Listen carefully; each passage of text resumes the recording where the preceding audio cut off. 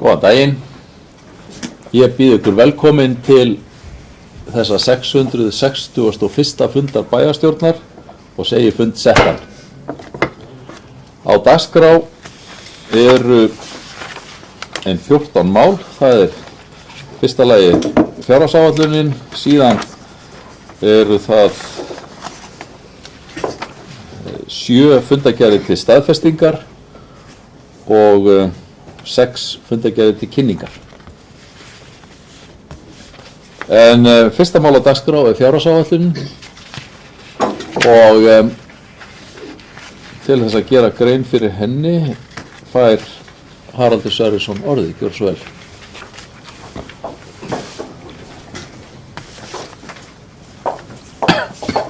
Já, takk forseti. Ég ætla að byrja að ritara þá að varpa hérna upp nokkrum glærum sem að tengast því sem að ég ætla að tala um.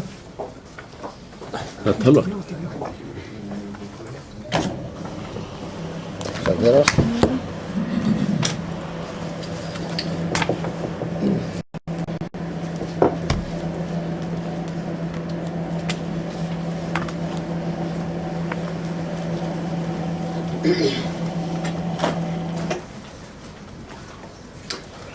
Já, forseti, við erum hér stödd á þessum tímapunkti að hér til umræðu fjárhagsáætlun 2016 til 2019 við Mosfellsbæ til seinni umræðu. Og þá verkefni þessa fundar að afgreiða hana eða fjárhagsáætlunina. Fjárhagsáætlun er alltaf eins og allir vita og þekkja mikilvægasta stjórntæki sveitarfélagsins hverju sinni og það hefð fyrir því og það vel að í hana sé lögð mikil vinna. Það mikil vinna að koma saman fjárhagsáætlun fyrir sveitarfélag, smá sem stór trúi ég. Sveitarfélög hafa gegnum alltaf mjög mikilvægu hlutverki í samfélaginu og samfélagsþjónustu og það hlutverk hefur með áranna rás orðið mikilvægur og mikilvægara. Það eru fleiri og stærri verkefni sem sveitarfélögunum hefur verið falin og þau eru mjög fjölbreytt. Þetta víðfeðm þjónusta sem að sveitarfélög sinna allt frá verkframkvæmdum í sinni kannski einföldustu mynd og upp í mjög flókin mannleg samskipti og því það heilmikið verkefni að ákvarða það í hvað fjármunirnir fara hvert var skiptið og skipta raun og veru út þeim tekjum sem að sveitarfélögum ætlað í skattaumhverfi hins opinbera. Og í raun og veru má segja að vinna við fjárhagsáætlun sé verkefni sem í gangi allan ársins hring, þó að kannski hinn eiginlega talna vinna sé sett á ákveðin hluta ársins, seinni hluta haust og fyrri part vetrar, en fjárhagsáætlun skulu sveitarfélög afgreiða fyrir 15. desember ár hvert. Þess vegna erum við hér stödd þann 2. desember til þess að gera þetta, en hún var sem sagt til fyrri umræðu á fundi í byrjun nóvember, en fjárhagsáætlun skal líka vera komin fram í dagsljósið fyrir mánaðamót nóvember-desember. Hún var lögð fram í bæjarráðið á síðasta fundi í nóvember og síðan vísað til fyrri umræðu í byrjun desember sem átti sér stað og við erum hér stödd þá í seinni umræðunni.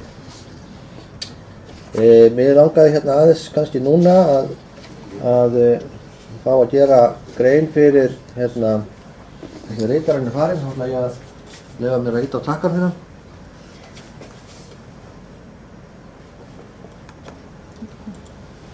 Já, Ég grein fyrir þeim breytingum sem að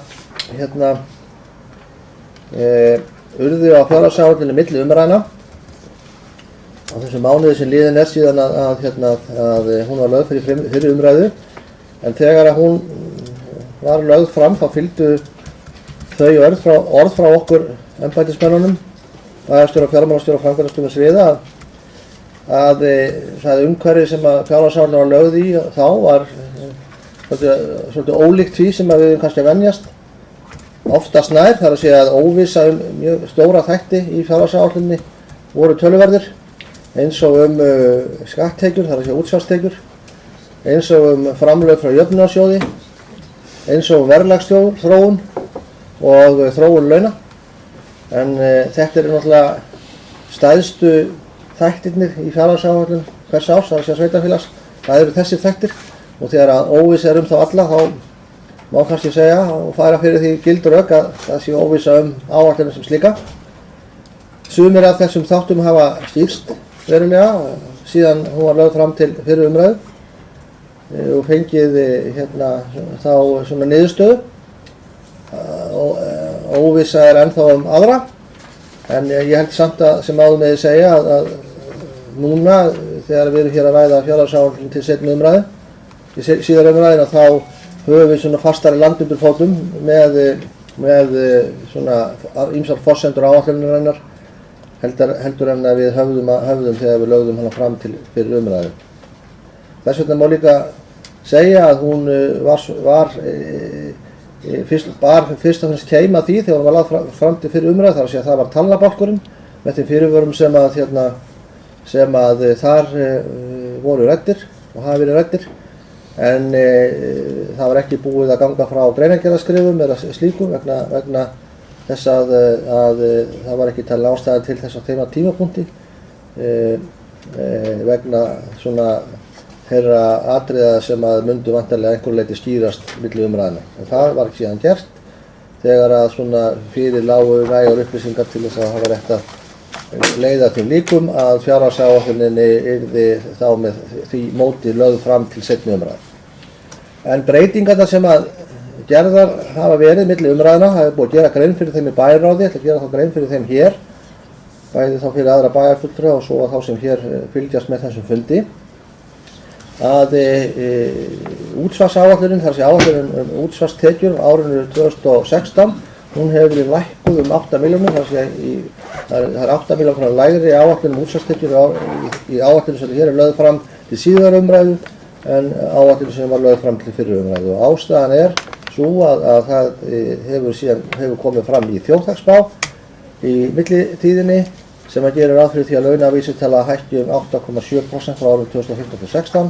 Við það miðað við gerð útsvarsáætlunarinnar, en það var í áætlunum sem lögð var fram til fyrri umræðu var gert ráð fyrir 8,9%. Þannig að þetta þýðir 8 milljóna króna lækkun á útsvarstekjum milli umræða. Síðan fasteignaskattar, það er gert ráð fyrir þeir verðum 3 milljónum hærri en áætlunum sem var lögð fram til fyrri umræðu. Það helgast að tvennu, annars vegar af nýjustu tölum frá fasteignamati, fasteignamat, og svo áætlun hús í vinslu, þar sem byggingum í vinslu sem verður þá orðin matsgrundvölluð árinu 2016. Það munur þarna 3 milljónum til hærri tekna.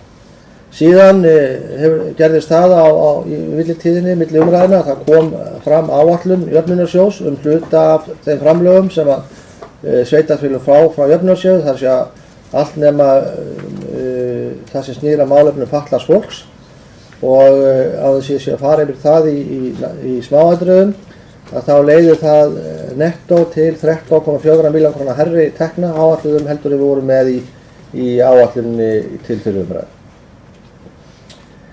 Síðan hér á fjölskyldusviði gert ráð fyrir 300.000 króna hækkun á framlagi til styrkja sem fjölskyldunefnd hefur undir sínum handajaðri. Það kom fram tillaga bæði við fyrri umræðu það eins og sem og í fjölskyldunefnd og þessi áætlun sem hér er þá til síðar umræðu, hún gengur út frá því að það sú tillaga verði samþykkt og þessi tala hækkuð þá 300.000.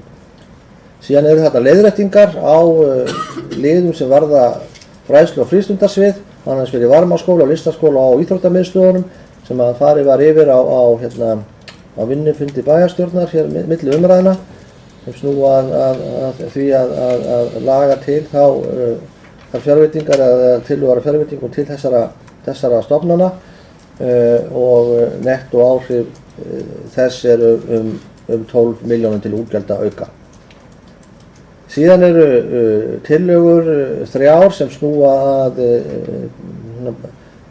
viðbótar fjármunum til skólastarfsemi ýmiss konar. Það er verið að gera ráð fyrir því að það verði bætt við 4 milljónum sem að fara inn á fræðslusviðið en séu hugsaðir til grunnskólana í tækjakaup og bætta starfsaðstöðu fyrir kennara svona á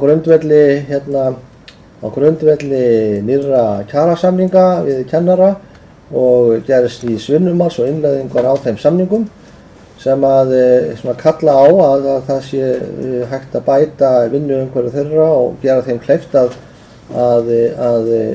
vinna samkvæmt þeim skilgreiningum sem að í þeim samningi og þessum samkomna þeim leiddu leiða. Það líka verið að gera ráð fyrir 10 milljóna króna aukning á framlagi til leikskóla sem að verður til að byrja með sett inn á fræðslusvið en deilt síðar út til leikskólana til þess að koma til móts við það að geta tekið inn yngri börn í skólana og því að leikskólabörnum í sveitarfélaginu er að fækka og þar af leiðandi eru framlög til leikskólana að lækka en hér er þá verið að leggja til aukna fjármuni til þess að það sé hægt að taka börn fyrr inn og að ekki þurfi þá að koma til uppsagna á starfsfólki leikskólana. Ef að það hefði verið farið með punkt og prik eftir tölum leikskólabörn og þá afleiðingar þess á starfsmannafjölda í leikskólum. Og það er hérna líka verið að gera ráð fyrir 5 milljóna króna framlagi sem að nýtast eigi til að gera samninga við leikskóla utan sveitarfélagsins sem sinnir börnum yngri en 18 mánaða til þess að auka valmöguleika foreldra hvað varðar börn á þessum aldri. Í dag höfum við ágætis dagforeldrakerfi hér í Mosfellsbæ en það sé ýmsum kostum búið, það kerfi, það átt að líka galla eins og öll kerfi og þannig við þá verið að leggja til að komið verið til móts við það að þannig að það sé hægt að auka þessa valmöguleika með því að það sé hægt að fara með börn á leikskóla sem sinna þessum aldurshópi barna utan sveitarfélagsins. Síðan milli umræðna er hér líka lagt til að sú gjaldskrárhækkun sem að samkvæmt þeirri áætlun sem var lögð fram til fyrri umræðu í grunnskólum bæjarins, það er að segja gjaldskrá mötuneita skólana og gjaldskrá frístundaselja sem að í fyrri umræðu var gert ráð fyrir að hækka 4,5% frá 1. janúar næstkomandi. Eins og þessi áætlun lögð fram er gert ráð fyrir að þessi hækkun kom ekki til framkvæmda fyrir 1. ágúst. Þar sé þá komið 4,5% hækkun á þessa liði en ekki fyrir 1. ágúst og þetta er til þess að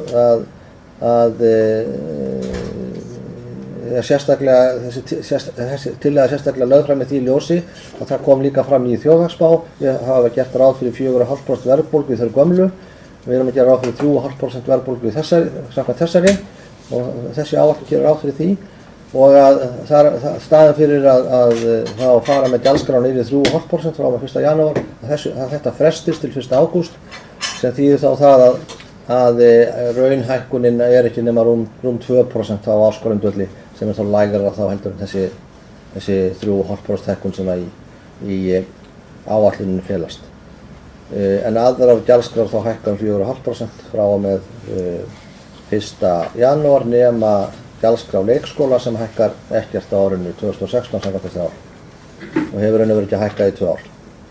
Síðan þarna breyting á eignarsjóði, tekjur þar, það fyrst og fremst þar verið áætlað fyrir íbúðum, fleiri eða íbúðaraukningu, ekki íbúaaukningu, sem að líklegt að eiga sér stað á uppbyggingarsvæðum í Mosfellsbæ. Þar hefur verið lagt á 1 milljón króna gjald fyrir hverja íbúð sem umfram þar áætlanir sem það verið, og þarna verið að gera ráð fyrir tekjum hvað það varðar upp á 10 milljónir. Þannig að nettó áhrif þessara tilteknu breytinga eru rúma 17 milljónir til útgjaldaaukningar frá því sem að var í áætluninni sem var lögð til fyrir umræðu fyrir mánuði síðan. Og við ferðum á næstu glæru, Sigurður. Þá hér síðan líka breytingar sem að hafa það átt sér stað milli umræðna. Í fyrsta lagi ber að geta þess að í áætlunum sem lögð var fyrir umræðu var inn á sameiginlegum kostnaði sérstakur launapottur upp á 428,6 milljónir sem áætlaður launakostnaðarauki frá áætlunni eins og hún er framsett til ársloka 2016. Og þá verið að horfa til annars vegar til þess að það á eftir að gera, eða átti eftir að gera kjarasamninga við alla starfsmenn sveitarfélaga eins og þeir leggja sig, þó að kjarasamningar kennara séu gildi núna, þá reyna þeir sem steig á enda árið 2016.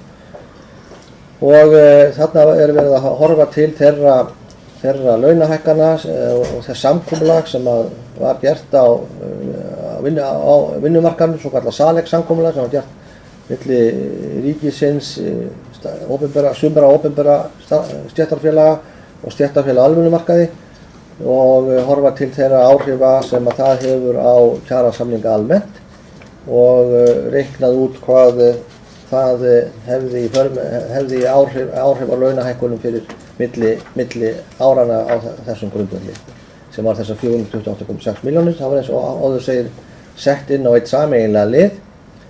Nú hér samkvæmt þessari áætlun búið að færa þessa fjárhæðir út á einstök svið í hlutfalli við launakostnaðarsviðan eins og hún í áætluninni. Síðan þegar að búið að gera kjarasamning og reiknað út, þá þarf að dreifa þessum peningum síðan á viðkomandi stofnanir, og það þá verkefni ársins 2016, það verður það þá gert í janúar, febrúar mánuði á næsta ári. En nú nýverið hafa verið gerðir kjarasamningar við stóran hluta af starfsmönnum sveitarfélaga, þar sé að launandi sveitarfélag hefur gert það, og þá sem sýnist okkur í þessum anda eins og við vorum að gera ráð fyrir að það myndi enda.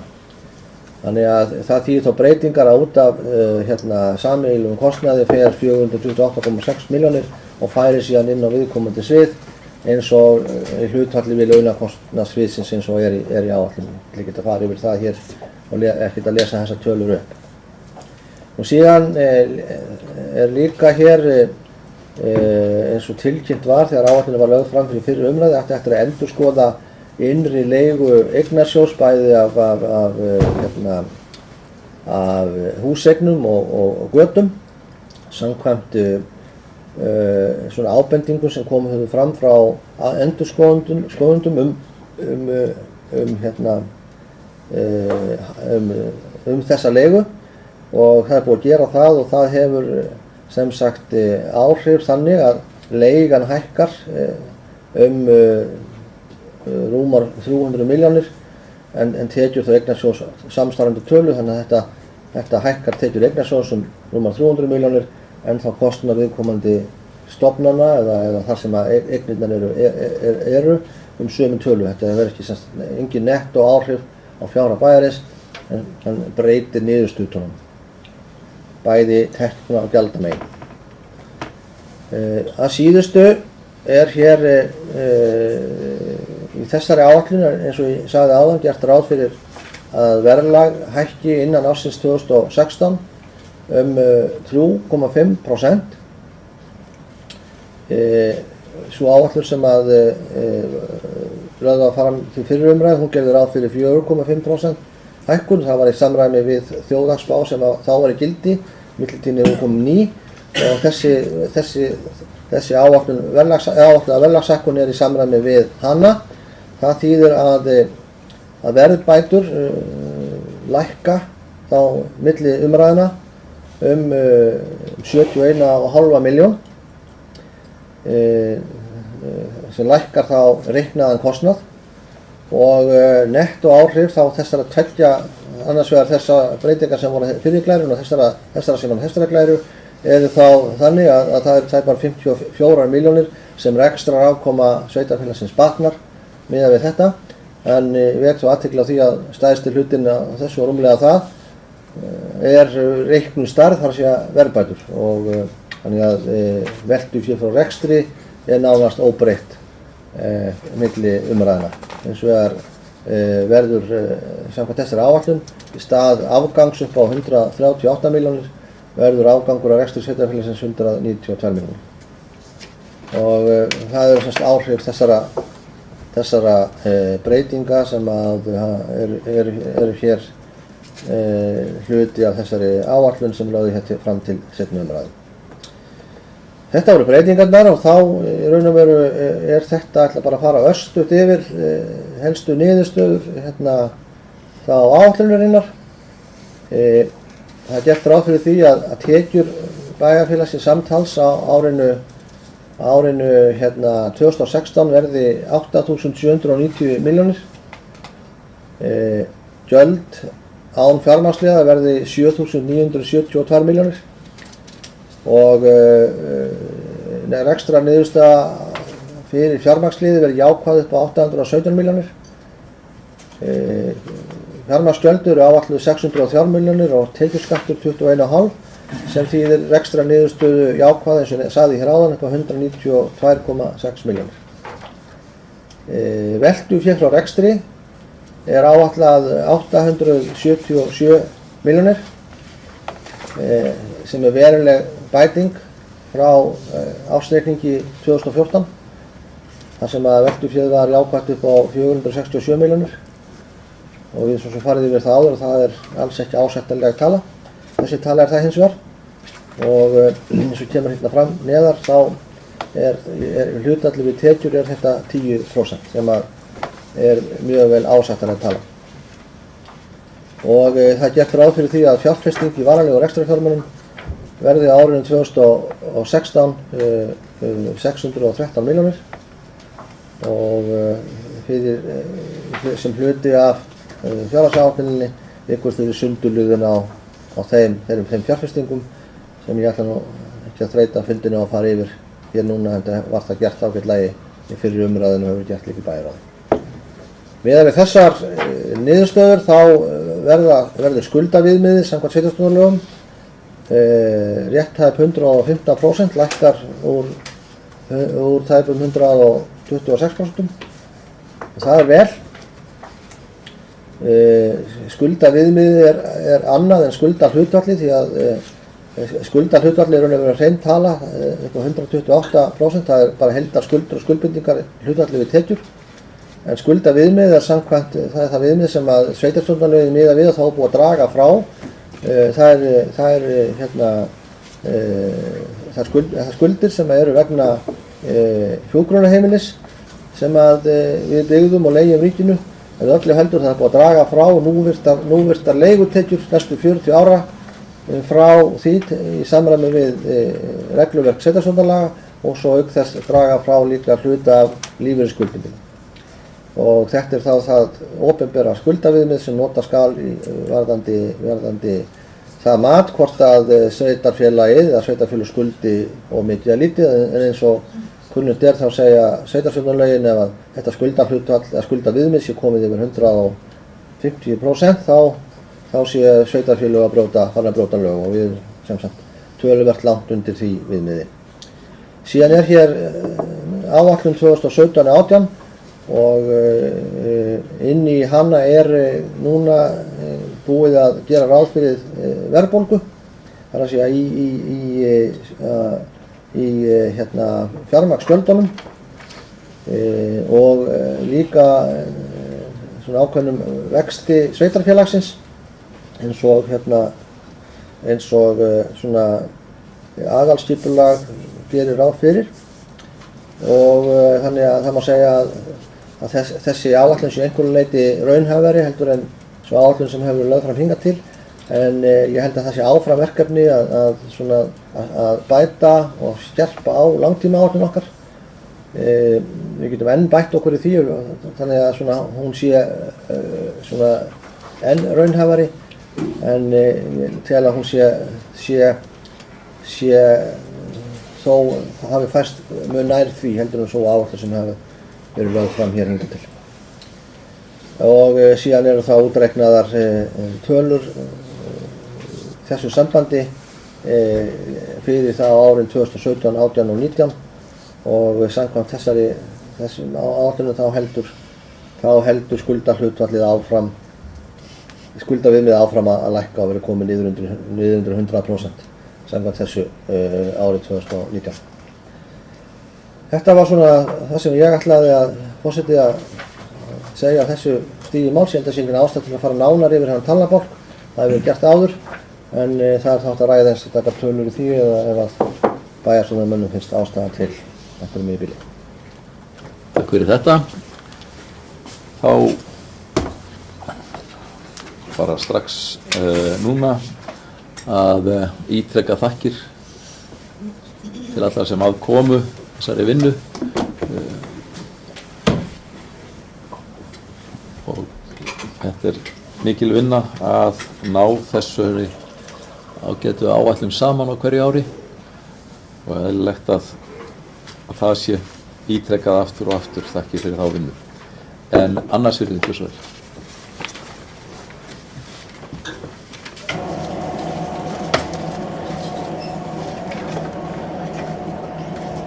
Forseti,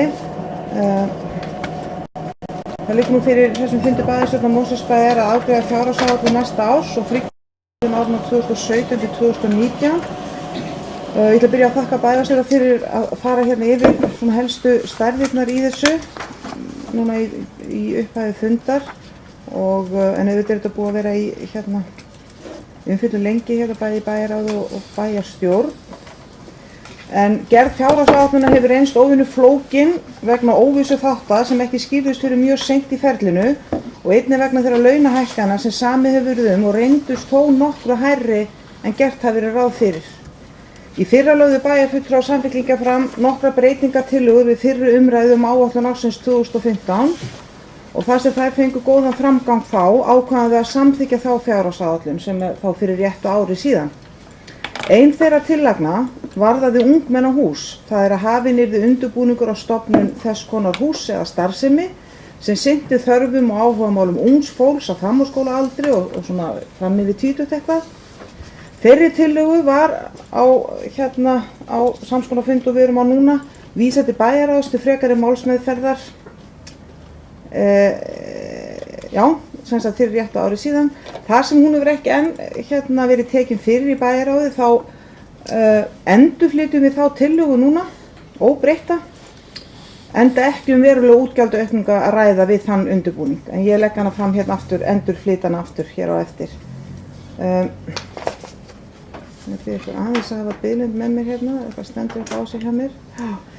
En í ljósi þess að aðstæður í rekstri bæjarins eru erfiðar eða í það minnsta óvissar ákváðum við þetta sinn að leggja ekki fram tillögu við fyrri umræðu og þá reyndar að sjálfsögðu ekki við þá seinni en það væri þá ekki nokkuð leið að reikna út áhrif þeirra tillagna á fjárhagsáætluninni í heild sinni og ein mikilvæg ástæða þeirrar ákvörðunar er að bæjarfulltrúar eru ekki þáttakendur á fyrri stigum áætlunargerðar. Það er sjá til dæmis ekki tillögu forstöðumanna eða á hverju þær byggja fyrir búið er að setja saman fyrstu drög áætlunar. Þá verð ég að segja hér úr þessum stólum, mér finnst þetta galli að greinargerðir framkvæmdastjóra sviða skuli ekki liggja fyrir aðeins fyrirferðun og komið seint fram núna. Jafnvel þó inni þær vanti eins og bæjarstjóri kom hér inn á áðan að vantaði ýmis atriði og jafnvel þó að vanta einhver upplýsingar í svona óvissu ástandi eins og við stöndum frammi fyrir núna, þá gefa þær samt bæjarfulltrúum sem ekki tilheyra meirihlutanum tækifæri til að setja sig aðeins betur inn í málin með betri fyrirvara. Þannig þetta bara svona hugsuð sem vinaleg ábending og vona strjúki engum öfugt með það. En það náttúrulega hérna rosalega mikil vinna og við vitum það er mikil vinna sem felst í því að taka saman svona fjárhags áætlun og þó að við höfum ekki tekið þátt í henni að þá náttúrulega sjáum við að það er ýmislegt gott í þessari fjárhagsáætlun og bara svo ég sé á jákvæðu nótunum þá ætla ég að nefna bara svona sem okkur þykir sérstaklega jákvæð atriði að þá er náttúrulega ánægjulegt að ekki skuli áformað að hækka gjaldskrá leikskólana á árinu 2016 og það er einnig ánægjulegt að við sjáum að það er gert ráð fyrir frekari stuðningi varðandi vistun barna undir þessum hefðbundna leikskólaaldri og þá vísi ég bæði til þess að auka fjármunir sem eru settir inn til þess að taka inn eitthvað yngri börnin á leikskólan okkar og svo þetta verkefni að leita samstarfs við ungbarnaleikskóla sem að taka börn undir 18 mánaða aldri. Þetta er bara kortveikja mjög jákvætt og gott upphaf á þeirri vegferð að auka þjónustu við foreldra ungra barna. En við bæjarfulltrúar Samfylkingarinnar við setjum spurningamerki við það að meirihlutinn ætlar að halda sig við 4,5% hækkun annarra gjaldskráa en það sem ég nefndi hérna þá ekki að hækka leikskólann. Nú þegar ný þjóðhagsspá gerir ráð fyrir 3,5% verðbólgu en fyrri áætlanir gerðu ráð fyrir þessum fyrrgreindu 4,5% eins og ég held að við komum fram í máli bæjarstjóra hérna áðan. Þannig að það er ekki annað en að sjá að meirihlutinn gerir ráð fyrir að hækka gjaldskrárnar 1% umfram áætlaða verðbólgu. Þó að það var alltaf, eins og ég sagði hérna áðan, talað um það að gjaldskrár myndu taka breytingu samkvæmt opinberum spám verðlagsbreytingar. Og nú þegar þær spár gera ráð fyrir, núna eins og ég segi, 3,5% þá og það þar lendi lægri verðbólgu, þá verðum við að segja, við teljum það rétt, eða sem það hefði verið rétt, að taka þá pólitísku umræðu, hvort nauðsynlegt væri, eða jafnvel rétt, að hækka gjaldskrár umfram verðbólguspá. Þar með er ég ekki að segja að ég sé með þá hreinu úr þessum stóli, hvert mitt svar væri núna, en það sem ég er að segja er að svo umræða fór ekki fram og það finnst okkur frekar slæmt. Það er gert ráð fyrir 192 milljóna króna afgangi. Ég ætla ekki að fara hér yfir allar þessar tölur sem bæjarstjóri fór yfir og allir hafa hér fyrir fram að sig, en það er gert ráð fyrir 192 milljóna króna afgangi loka ársins 2016 og það er bara óskandi að sú spá standist. En það er útlit fyrir að útkoma ársins 2015 verði neikvæð. Það er að tap verða á rekstrinum rétt eins og árinu 2014 og því liggur nú mikið við að fjárhagsáætlun ársins 2016 standist svo að bæjarfélagið geti unnið upp þetta 2 ára tap og þar alveg uppfyllt kröfur sveitarstjórnarlaga að ekki megi vera halli 3 ár í röð því að mér skilst að það virki þannig ef við erum með halla 3 ár í röð að þá komi hér einhvers konar eftirlitsnefnd eða eitthvað og fara að fylgjast með okkur og ég er ekki á móti eftirlit út af fyrir sig en við kannski viljum forðast svona eftirlit. Þannig við bara verðum að vona það best að þetta gangi eftir og þó auðvitað eru þessir óvissu þættir sem að hér hefur verið komið inn á.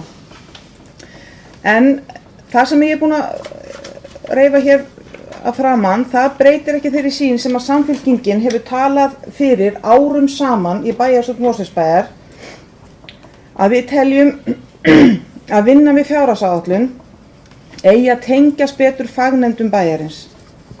Þar ætti að ræða þann ramma sem bæjarráð setur fagsviðum eftir tillögugerð forstöðumanna og framkvæmdastjóra og umræður þær tillögur á vettvangi bæjarráðs.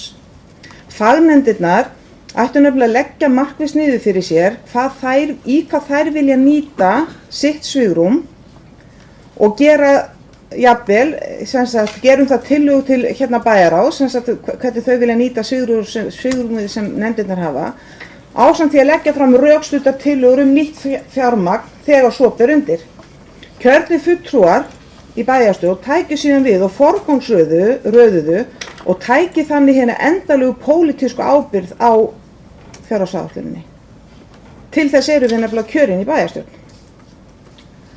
Nú vill svo til að fulltrúi íbúahreyfingarinnar hefur lagt fram tillögu breytt vinnubrögð við fjárhagsáætlunargerð sem vísað hefur verið til áætlunargerðar næsta árs. Það sérstakt fagnaðarefni að núverandi fulltrúi íbúahreyfingarinnar tekur þannig undir með þessu rökstudda og ítrekaða stefnumáli Samfylkingarinnar og vonandi tekst okkur sem skipum bæjarstjórn á þessu kjörtímabili að komast að sameiginlegri niðurstöðu breytt vinnubrögð við gerð fjárhagsáætlana. Ég ætla ekki að hafa fleiri orð þetta að sinni en vil bara að lokum taka undir hér þakkir til starfsfólks stjórnsýslunnar fyrir hvað miklu vinnu sem hefur verið lögð að mörkum við gerð þessar áætlanir. Við vitum öll að þetta er mikil og mikilvæg vinna og það ber að þakka hana þó maður sé kannski ekki fullur aðili að gerð hennar. Takk. Fleiri sem óska eftir að taka til máls? Sigrún, gjör svo vel.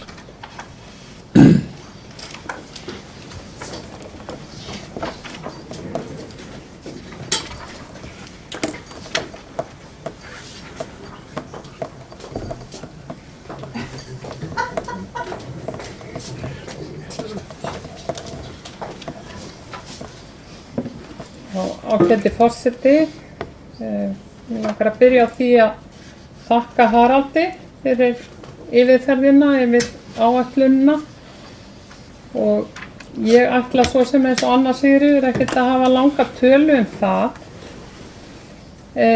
Það er ljóst að sveitarfélög almennt á landinu kvarta yfir fjárhagsvanda og í ár ætlar Haraldur að skila 192 milljón króna hagnaði.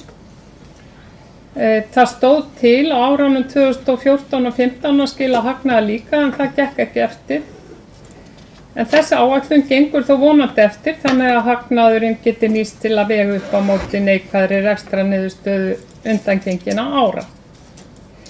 Mig langar að þakka sérstaklega fyrir það líka að það hafi verið samþykkt að veita svo tillaga íbúahreyfingarinnar að veita fjölskyldunefnd og fjölskyldusviði eða félagsþjónustunum aukið svigrúm til styrkveitinga hafi verið samþykkt og ég fagna því sérstaklega og vonast til að kvennaathvarfið sem veitir íbúum í Mosfellsbæ miklu og góða þjónustu fái að njóta þess að þetta svigrúm hefur verið aukið. Ég fagnaði líka og íbúahreyfingin að gjaldskrá leikskóla skuli ekki hækka og einnig mjög jákvætt að sveitarfélagi ætla að gera þennan samning við leikskóla utan sveitarfélagsins vistun barna undir 2 ára aldri. Það sem að við í íbúahreyfingunni skoðum sérstaklega í tengslum við fjárhagsáætlun var það sem að ég ræddi hérna í fyrstu umræðu. Það var verklagið og það skiptir einfaldlega verklagið, það skiptir einfaldlega öllu máli og eitt af því sem að skiptir náttúrulega mestu máli við gerð fjárhagsáætlunar hvernig staðið að undirbúningi hennar eða eins og spakir menn og konur hafa haldið fram besta aðferðin til að sjá fyrir framtíðina að skipuleggja hana og sjá til þess að forsendur séu skýrar og samráð við hlutaðeigandi aðila eftir því sem best verður á kosið. Íbúahreyfingin telur að mest sé vert að þær upplýsingar sem bæjarfulltrúar fá til að átta sig á fjárhagsáætlun sveitarfélagsins séu gagnsæjar. Tölur á blaði segja okkur lítið. Það er það sem á bak við tölurnar sem skiptir höfuðmáli. Þau gögn sem bæjarráð og nefndirnar fengu í hendur í því kynningarferli sem staðið hefur yfir nú í nóvember einskorðuðu samt við tölur. Bæjarráð fékk að vísu greinargerðisviðana afhentar fyrir viku.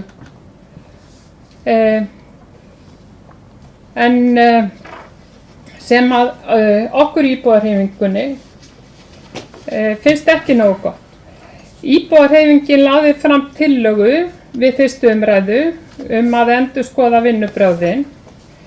Tillagan fól í sér að funda með framkvæmdastjórum sviða, yfirmönnum stofnana og íbúum auk þess að senda fjárhagsáætlun til umsagnar í nefndum fyrir fyrstu umræðu til að tryggja að öll gögn og óskir lægju fyrir þegar umræðan hæfist. Einnig var svo ósk ítrekuð að yfirmönnum yrði falið að vinna starfsáætlanir í takt við leiðbeiningar Sambands íslenskra sveitarfélaga. Íbúahreyfingin lagði tillöguna fyrst fram í umræðum fjárhagsáætlun í lok ágúst, þar sem henni var hafnað með frávísun, meðal annars af Samfylkingunni. Tillögunni nú vísað inn í framtíðina til umræðu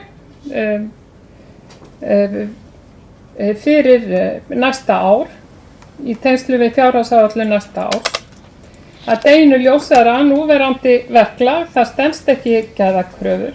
Við þurfum að fá þessi gögn í hendur og hafa þetta samráðsferli áður en að kemur að fyrstu umræðu í bæjarstjórn. Annars sú umræða bara nánast merkingarlaus.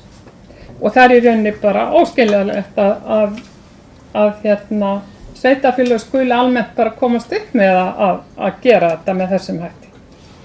En sveitarfélögin eru sjálfráða, þannig að það líklega helsta ástæðan fyrir því að það eru ekki gerðar miklar athugasemdir við svona vinnubrögð sem að þarf að bæta.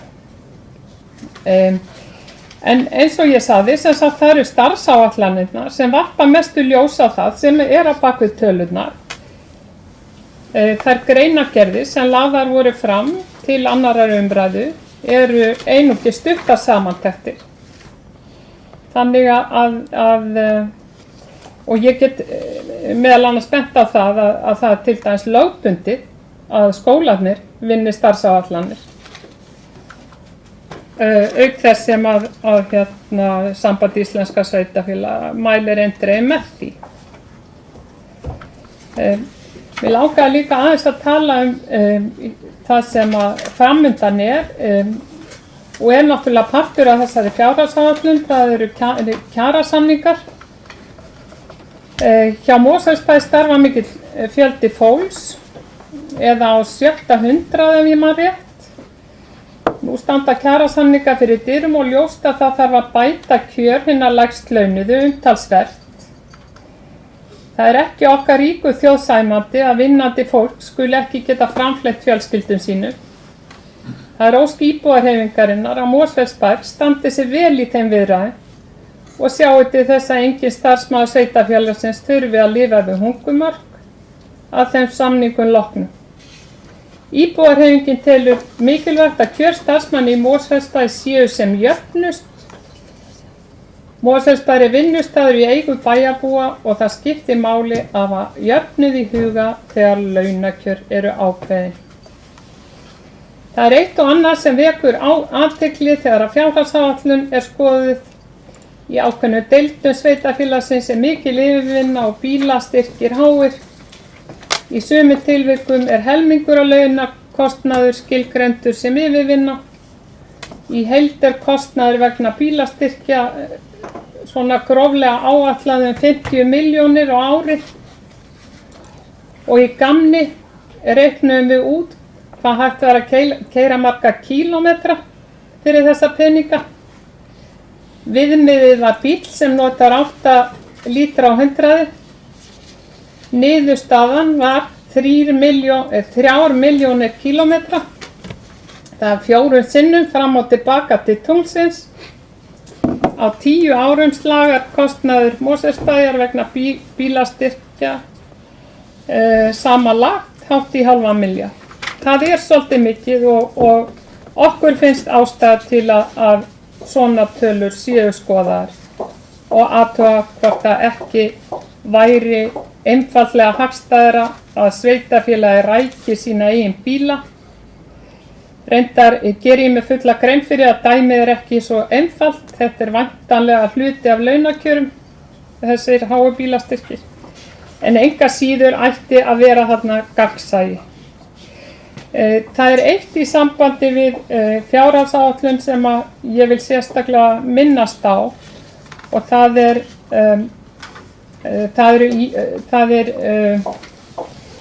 eru ýmis verkefni sem að einhvern veginn hafa þann tendens að verða að engu. Til dæmis fyrir ári síðan var farið út í það og það vantar nefnilega í fjárhagsáætlun verður náttúrulega að tryggja að verkefni fái framgang og eitt slíkt verkefni lúpínuverkefni. Og mér langar bara að minnast á það vegna þess að það þarf að tryggja fjármuni í það verkefni.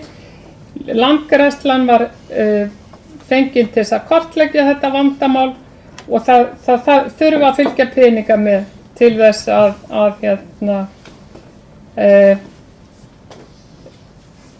að þetta verkefni verða veruleika. Þetta búið að veltast áfram síðan 2011 í hinum ýmsu nefndum og ráðum þetta verkefni og ég verð að segja það að mér líður stundum eins og ég sé stödd í slow motion kvikmynd og það ger ég alveg örugglega þegar ég hugsa til þessa verkefni sem að veltist einhvern veginn áfram án þess að það sé neitt gert í því. En þetta svona sirka það sem að ég hef þessa hef að segja fyrir hönd íbúðarhreyfingarinnar í þessari annarri umræðu og mun hér væntanlega koma á eftir og kynna tillögur íbúðarhreyfingarinnar sem að liggja hér fyrir fundi. Bryndís Gjörsvel.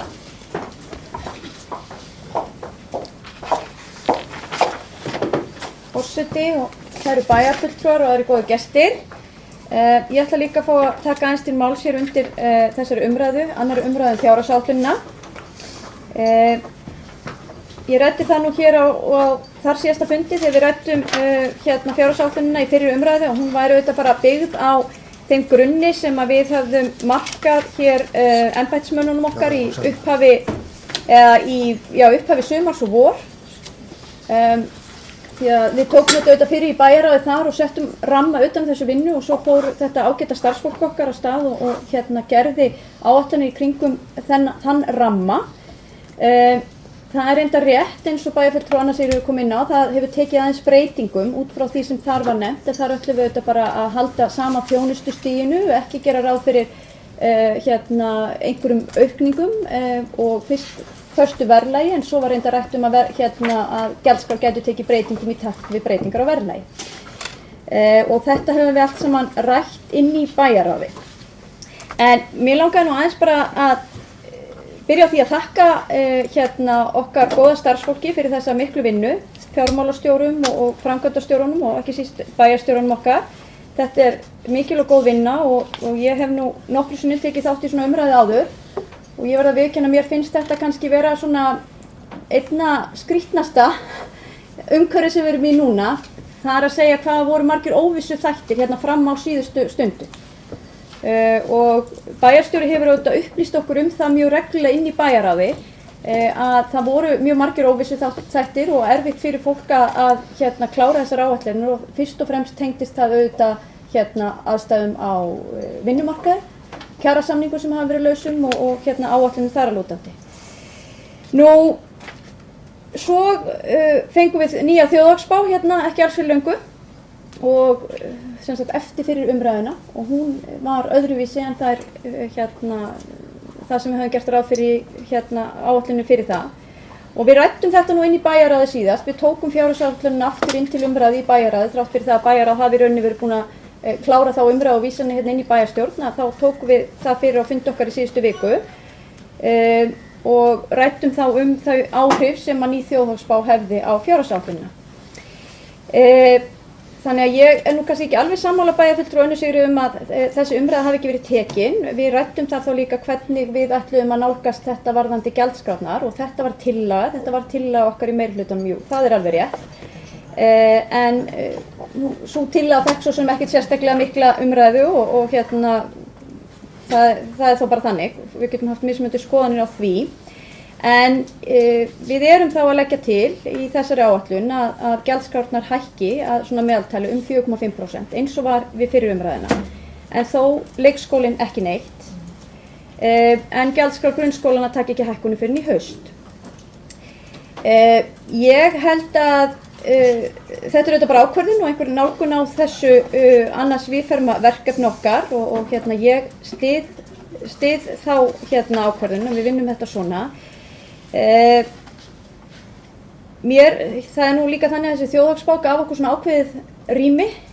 Við ræddum þetta í fyrir umræðinni að það var svo ekki mikið rými til að fara í eitthvað aukalega. Við vorum fyrst og fremst að halda okkur við þá þjónustu sem í boði í dag og reyna að reka hana með sem hagkvæmustum hætti. En ég fagna þó þeim breytingum sem hafa orðið á milli umræðina. Sérstaklega finnst mér auðvitað áhugavert að við getum aukið frelsi foreldra, ungra barna með því að reyna að ná samkomulagi við hér leikskóla sem að reka þjónustu fyrir börn undir 2 ára aldrinum. Ég fagna því mjög. Ég fagna líka mjög að við höfum núna smá rými til að setja auki fjármagn inn í skólan okkar og þá sérstaklega til tækjakaupa og kaupa búnað og tækjum. Ég held að það sé mjög mikilvægt og gríðarlega mikilvægt að skólarnir okkar séu mjög vel tækjubúnir og þurfum að huga sérstaklega að því. Einnig fagna ég því að við höfum þá kannski eitthvað svigrúm til að taka börnin yngri inn á leikskólana en eins og við munum að þá var áætlunin okkar þannig að leikskólarnir voru í rauninni á pari vegna þess að við sáum fram á fækkun barna í leikskólanum okkar. Það er að segja fækkun barna á leikskólaaldri. Það var auðvitað mjög óskandi að við gætum tekið ennþá stærri skref hvað þetta varðar og marka stefnu að taka börn hér almennt inn fyrr. En ég þó mjög ánægð að við vinnum með það sem við höfum í dag og nýtum þá þau pláss þannig að ef að svo ber undir að þá gætu börnin komið inn fyrir 2 ára aldurinn. Þannig að ég fagna þessum breytingum mjög sem hafa orðið á milli umræðna og það nú kannski svona eina breytingin í rauninni sem var bara breytt þjóðhagsspá og þá endaði þetta aðeins öðruvísi þessi útreikningur okkar. Varðandi greinagerðir framkvæmdastjórana, þá langar mér bara að þakka fyrir það. Mér finnst þetta góð samantekt sem tekin saman. Ég fagna því sérstaklega að hér verið að ræða áherslur á rafræna þjónustu og mikilvægi þess. Það leið fyrir okkur til að hagræða og veita góða þjónustu til íbúana með þessum hætti, með hagkvæmum hætti. Þannig að ég styð það mjög og áhugavert að sjá hvernig okkur leiðir áfram í því. Við vorum ákveðnir brautryðjendur á sínu tíma í Mosfellsbæ hvað þessa þjónustu varðaði og ég bara hlakka til að sjá okkur aftur þar.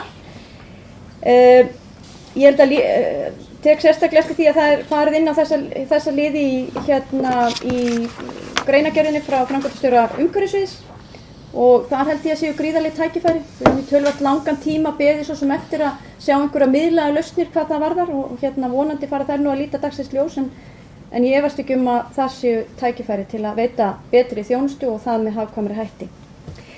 En umræðan áðan fór nú kannski bara að fara meira í þann farveg að fjalla það hvernig við vinnum þessa fjárhagsáætlun og við höfum auðvitað rætt það hér áður og ég hef líka sagt að það eru margar leiðir til að nálgast þetta mikilvæga verkefni og viðfangsefni. Þetta er svo leið sem hefur verið mörkuð og svona hefur þetta verið unnið núna á síðustu árum.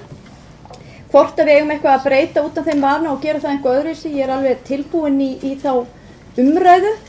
Og ég lít nú svo á að hér sé tillaga sem að fulltrúi íbúahreyfingarinnar fluttu í fyrri umræðu verði tekin hér til afgreiðslu á eftir og geri þá ráð fyrir þannig verði vísað áfram inn í fjárhagsáætlunarvinnu næsta árs og þá getum við rætta þar þegar við förum að Ég tel að við höfum afgreitt á síðasta fundi.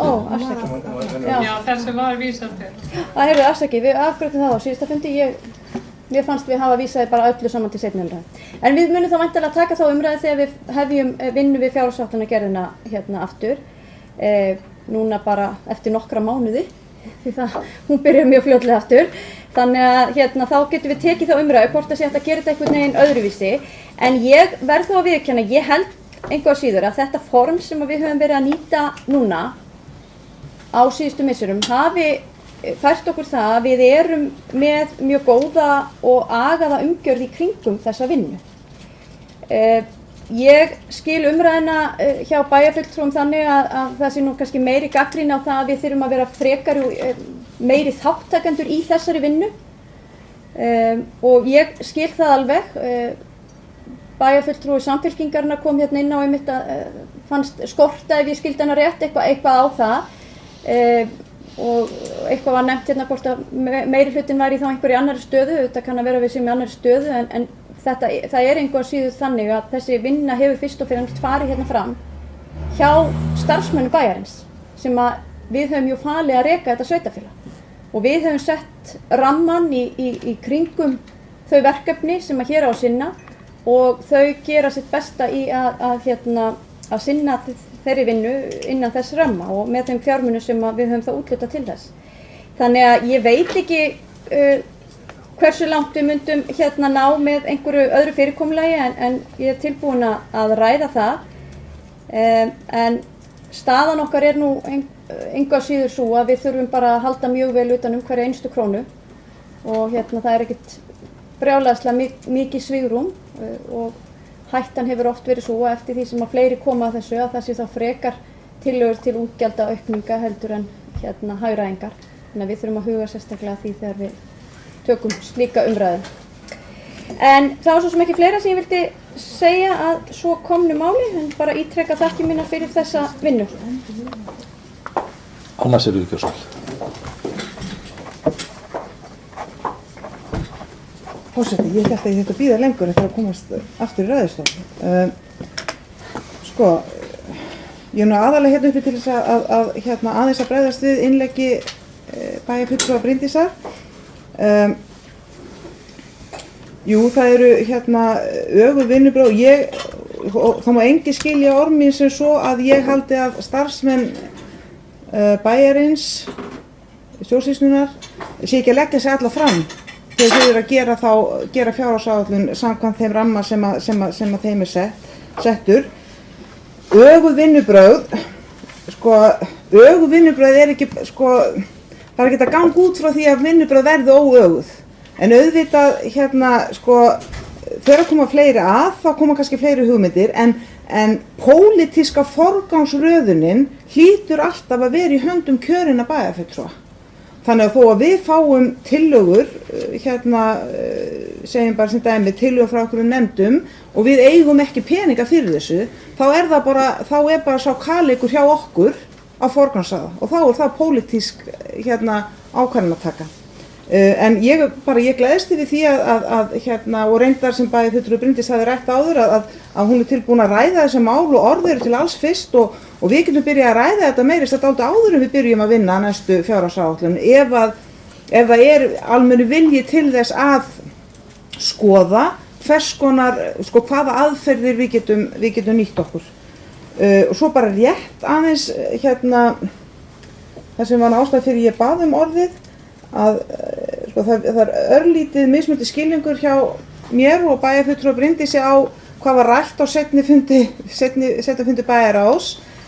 Í fyrsta lagi var náttúrulega fjárhagsáætlun ekki á forræði bæjarráðs á þeim fundi, þetta var bara komin sem upplýsingar, það var búið að vísa úr bæjarráði inn til bæjarstjórnar fjárhagsáætluninni. Þessar upplýsingar komið fram 3,5% versus það að við ætlum að halda áfram að hækka gjaldskránum 4,5%. Það var ekki rætt. Það var bara þannig á þeim fundi. Ég spurði spurningar vegna þess að ég tók eftir að þetta var svona og jú, þetta var tillaga, síðan var það engin umræða og vegna þess að þetta var engin ákvörðunartöku fundur það sem var að gerast með fjárhagsáætlun inn á þeim fundi því að forræði var hér, eða þannig skil ég það. En kannski höfum við bara, ég og bæjarfulltrúi Bryndís, örlítið mismunandi skilning á því hvernig hvað ég að segja, nú er ég hálfgerður vandræðum, umræður fara fram eða hvenær umræða og hvenær ekki umræða. Ég ætla ekki að fara að hártoga það einmitt við hann, ég vildi bara aðeins koma upp og lýsa þessu sem kannski út af fyrir síðan hártogun, en öðru litu var ég ánægð með að Bryndís vill ræða málunum ég veit bara hlátur og kæti það er gott og glöð, en ég hlakka til að ræða málun við bæjarfulltrúa og Bryndís breytt vinnubrögð. Sigrún Gjörsvöl.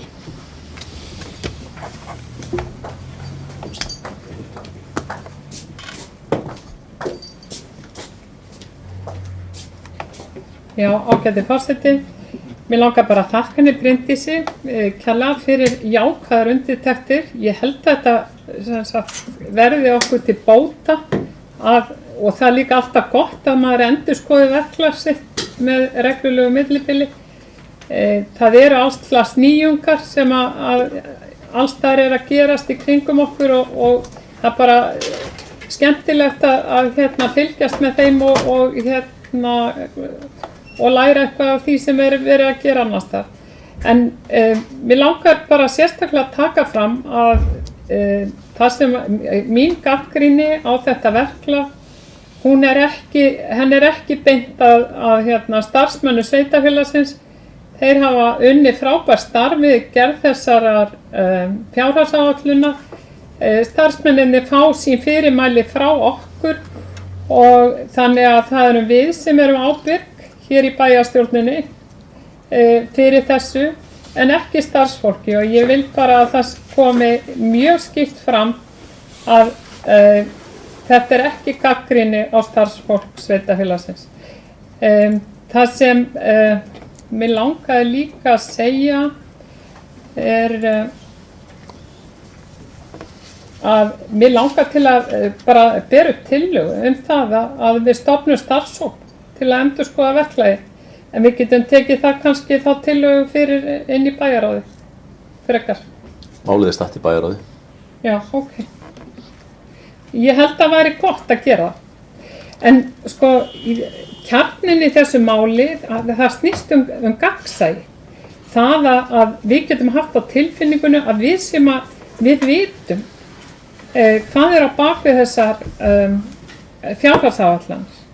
Þegar við fáum bara tölur í hendurnar án þess að gerð sé nokkuð grein fyrir þeim önnur en að haldin sé smá fyrirlestur það er ekki nóg og mér finnst að þetta gagnsæi og líka þessi lýðræðislega þáttaka allra, hún eigi að vera fyrir hendi þegar við förum inn í þetta ferli og þegar við byrjum fyrstu umræðu.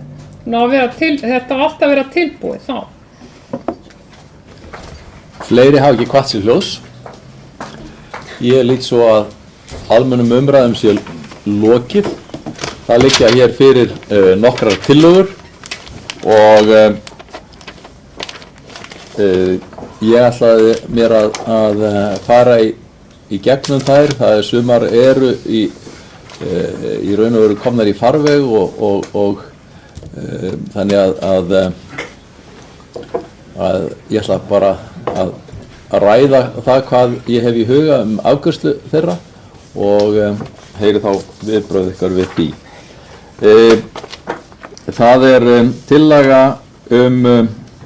hækkun á tillaga M-lista hækkun á framlagi til kvennaathvarfsins. Þetta er hluti að styrkja útdeilingum fjölskyldunefndar, þannig að ég gera það tillögu minni að þessari tillögu verði vísa til fjölskyldunefndar.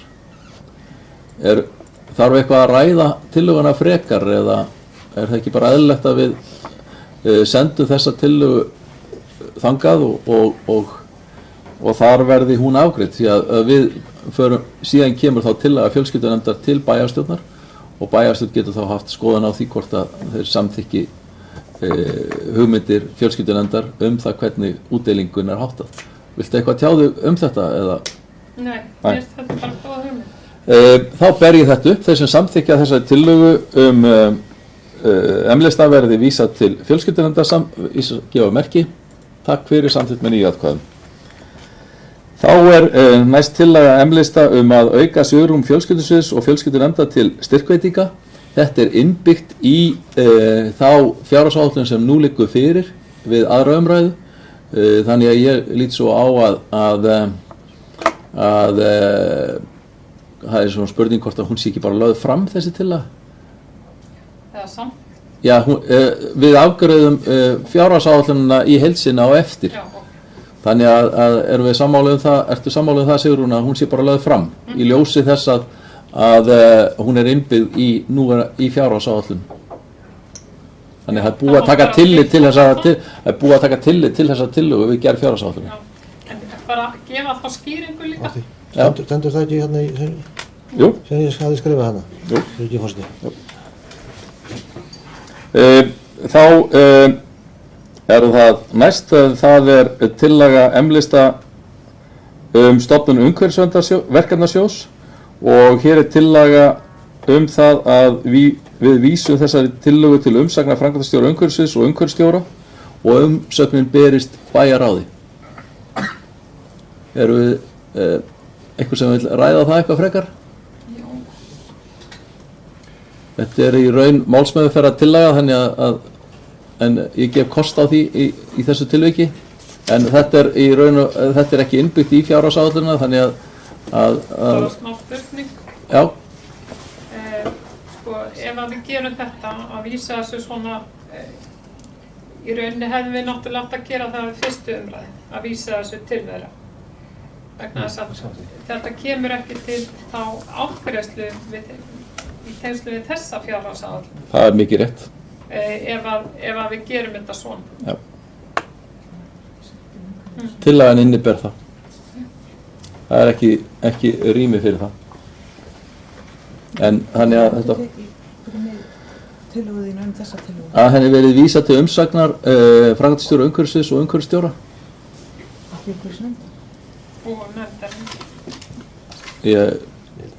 Rétt á að Það fari til bæjarráðs og frá bæjarráði til umhverfisnefndar. Það er ferillinn sem er allavega hugsunin á bakvið þessa tillögu, að bæjarráð fái að sjá þá umsögn fyrst. Þeir sem að samþykja þessa tillögu gjör svo ekki að merki. Takk fyrir, samþykkt með 9 atkvæðum. Þá er tillaga M-lista varðandi jafnréttisfræðslu í efri deildum grunnskóla sveitarfélagsins. Það er tillaga það að hún verði send til umsagnar jafnréttisfulltrúa og framkvæmdastjóra fræðslusins og þá sérstaklega með tillit til að greina hvaða því sem framkemur í tillögunni sé þegar sinnt. Þannig að það fáist greining á því. Erum við sammála því að fá þessa umsögn og þetta berist þá bæjarráði að sjálfsögðu. Þeir sem samþykja það gjör svo ekki að merki. Takk fyrir, samþykkt samhljóða. Þá telst mér svo til að það sé ekki fleiri tillögur sem var fyrirgefðu, ég var ekki með hann á blaðinu. Ég endurflytt þá tillöguna frá því í fyrra að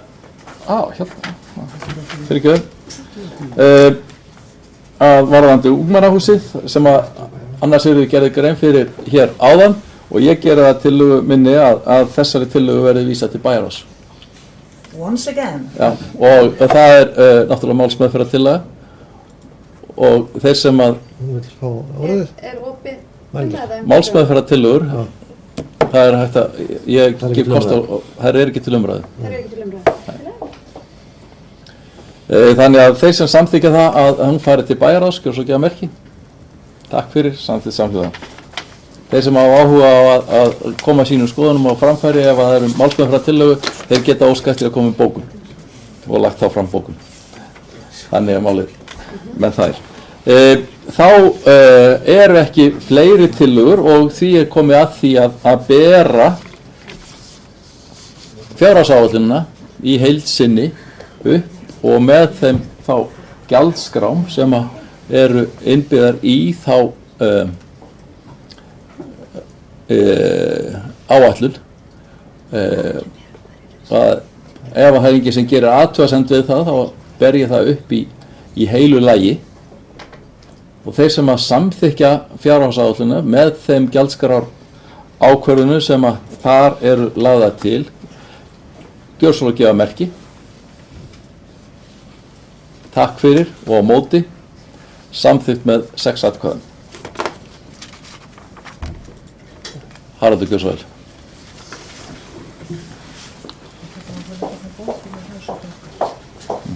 Já, við okkar líka að gera bók. Forseti, Gjör svo vel. það eru eftirspurn eftir því að leggja fram bókanir og það er einmitt þess vegna sem ég stend hér.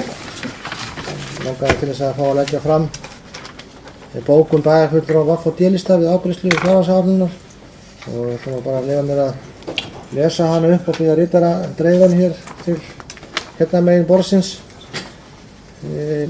á meðan. En hún hljóðar svo: samkvæmt fjárhagsáætlun fyrir árið 2016 verður rúmlega 192 milljóna afgangur af rekstri Mosfellsbæjar eftir fjármagnsliði. Veltufé frá rekstri verður jákvætt 877 milljónir eða 10% heildartekjum. Gert er ráð fyrir að skuldir sem hlutfall af tekjum muni lækka. Rekstrarumhverfi sveitarfélaga er erfitt við þessar mundir. Launakostnaður eykst mjög mikið milli ára í kjölfar nýrra kjarasamninga við starfsmenn sveitarfélaga. Það er vel og að starfsmenn sveitarfélaga svo sannarlega skili betri laun fyrir sitt vinnuframlag.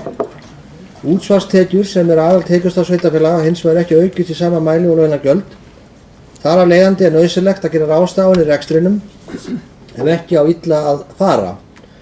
Auk þess hefur verið fjárhagslegur halli á mörgum verkefnum sem sveitarfélög sinna samkvæmt samningum við ríkisvaldið, svo sem málaflokkur fatlaðs fólks. Þess vegna hafa sveitarfélög kallað ákall eftir viðræðum við ríkið endurskoðun tekjuskiptingar ríkis og sveitarfélaga sem ekki hefur enn skilað niðurstöðum. Meðal þeirra breytinga sem gerðar voru á fjárhagsáætlun milli umræðna er að gert er ráð fyrir viðbótarfjármunum til að kaupa tækjum og búnaði til að styrkja starfsaðstöðu grunnskóla og heimila að nýta fjármuni að miðlægum leiðum til að styðja við innleiðingu nýs kjarasamnings. Jafnframt er gert ráð fyrir fjármunum til leikskóla til að hefja undirbúning og skoðun á að taka inn yngri börn í leikskólann. Þá er fræðslusviði falið að leita samninga við einkarekna ungbarnaskóla aukna niðurgreiðslur til barna á Mosfellsbæ og reglur þetta fyrirkomulag mótaðar. Helstu áherslur í fjárhagsáætlun 2016 er eftirfarandi: að skuldir sem hlutfall af tekjum lækki, að laun starfsmanna bæjarins hækki verulega, að leikskólagjöld haldist óbreytt, að gjaldskrár grunnskóla lækki að raungildi, að frístundaávísun hækki sérstaklega fyrir barnmargar fjölskyldur, að hafist eru handa við byggingu skóla í Helgafellshverfi og lokið við skólasetur við Höfðaberg, að afsláttur af fasteignagjöldum til tekjulágra eldri borgara verði aukinn og að valfrelsi verði aukið með hækkuðum niðurgreiðslum til einkarekinna leikskóla. Mikil og ötul vinna fyrir fjárhagsáætlun gerð ár hvert. Sú vinna er leidd áfram af fjármálastjóra bæjarins, framkvæmdastjórum og forstöðumönnum. Við viljum nota tækifærið og þakka öllum því góða starfsfólki sem að þessari vinnu hafa komið fyrir afar óungjant starf til að koma þessari áætlun saman. Anna Sigríður.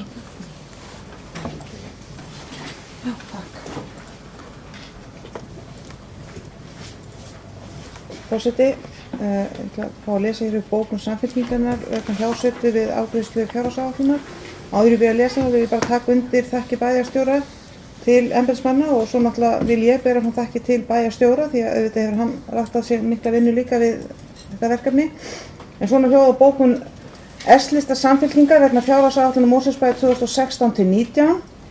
Fjárhagsáætlun er að stærstu leyti stefnumarkandi plagg meirihluta Sjálfstæðismanna og VG hvað varðar rekstur og framkvæmdir næstu ára og lýsa þeim áherslum sem hann vill vinna að. Fulltrúar minnihluta bæjarstjórnar hafa ekki komið að vinna við undirbúning áætlunarinnar á fyrri stigum og sitja hjá við afgreiðslu hennar. Ýmislegt jákvætt er að finna í áætluninni og má til dæmis nefna ekki er áætlað að hækka gjaldskrá leikskólana. Þá má einnig nefna að áætlun öflugri stuðning við foreldra barna undir hefðbundum leikskólaaldri er jákvæð þróun enda hefur það verið á stefnuskrá Samfylkinganna bæta þjónustu við ungbarnafjölskyldur.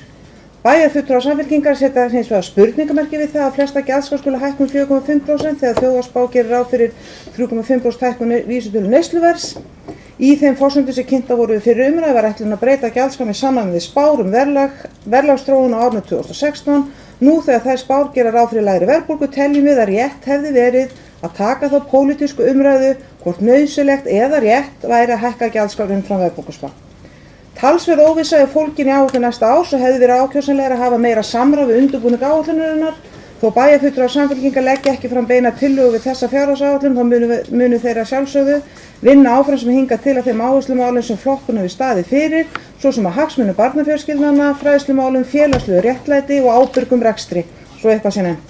Samfylkingin ítrekar þá afstöðu sem bæjarfulltrúar hennar hafa talað fyrir árum saman í bæjarstjórn Mosfellsbæjar að breytt verði vinnubrögðum við undirbúning fjárhagsáætlana, fagnefndir komi fyrr að málum og á skipulagðari hátt. Í fagnefndum ætti að ræða þann ramma sem bæjarráð setur fagsviðum eftir tillögugerð forstöðumanna og framkvæmdastjóra og umræður þær. Fagnefndirnar ættu að leggja markviss niður fyrir sér hvað þær leggja til að nýta sitt svigrúm í og gera það tillögur til bæjarráðs ásamt því að leggja fram rökstuddar tillögur og nýtt fjármagn ef svo ber undir. Kjörnir bæjarfulltrúar tækju síðan við, forgangsröðuðu og tækju þannig hina endanlegu pólitísku ábyrgð. Til þess erum við kjörin í bæjarstjórn. Anna Sigríður Guðnadóttir, Ólafur Ingi Óskarsson skrifa undir þessa bókun. Takk fyrir. Er ég eftir að senda hana? Sigrún Gjörsvæl.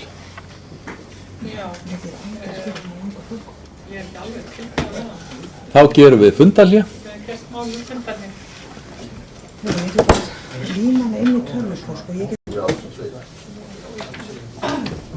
Við hefjum þá funda 9.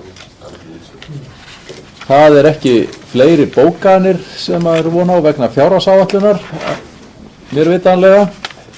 Þannig að þessi dagskrárliður er tæmdur og enn og aftur þá vil ég ítreka þakkir fyrir alla þá vinnu sem var lögð í þetta verkefni og óska eftir því að þeim þökkum verði komið á framfæri við alla þá sem að komu. Mæli ég að ég tel fyrir hönd allra bæjarstjórnar í ljósi þess hve margir komu þökkum á framfæri hér við umræðu. En þá er það annað mál á dagskrá sem er fundargerð 1237. fundar bæjarráðs sem haldið var 19. nóvember. Orðið er laust fundargerðina, Bjarki Gjörsvæl.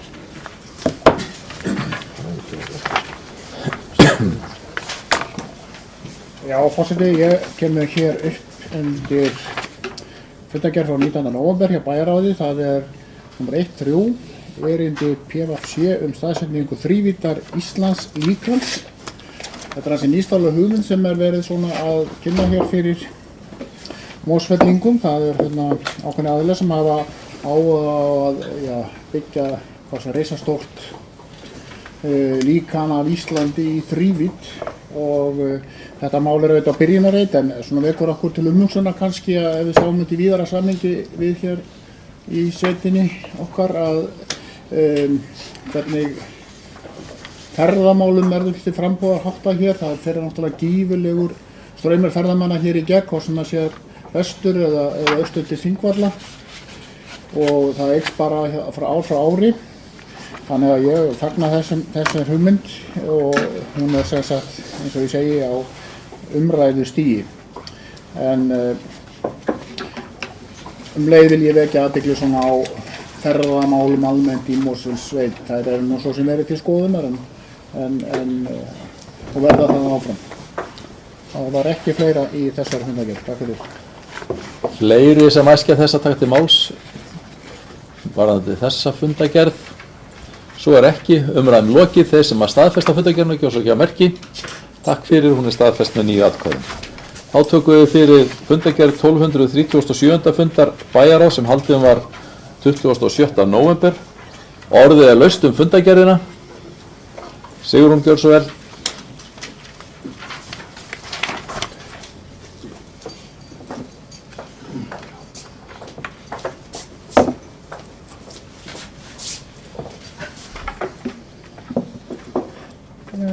Já, mér langar að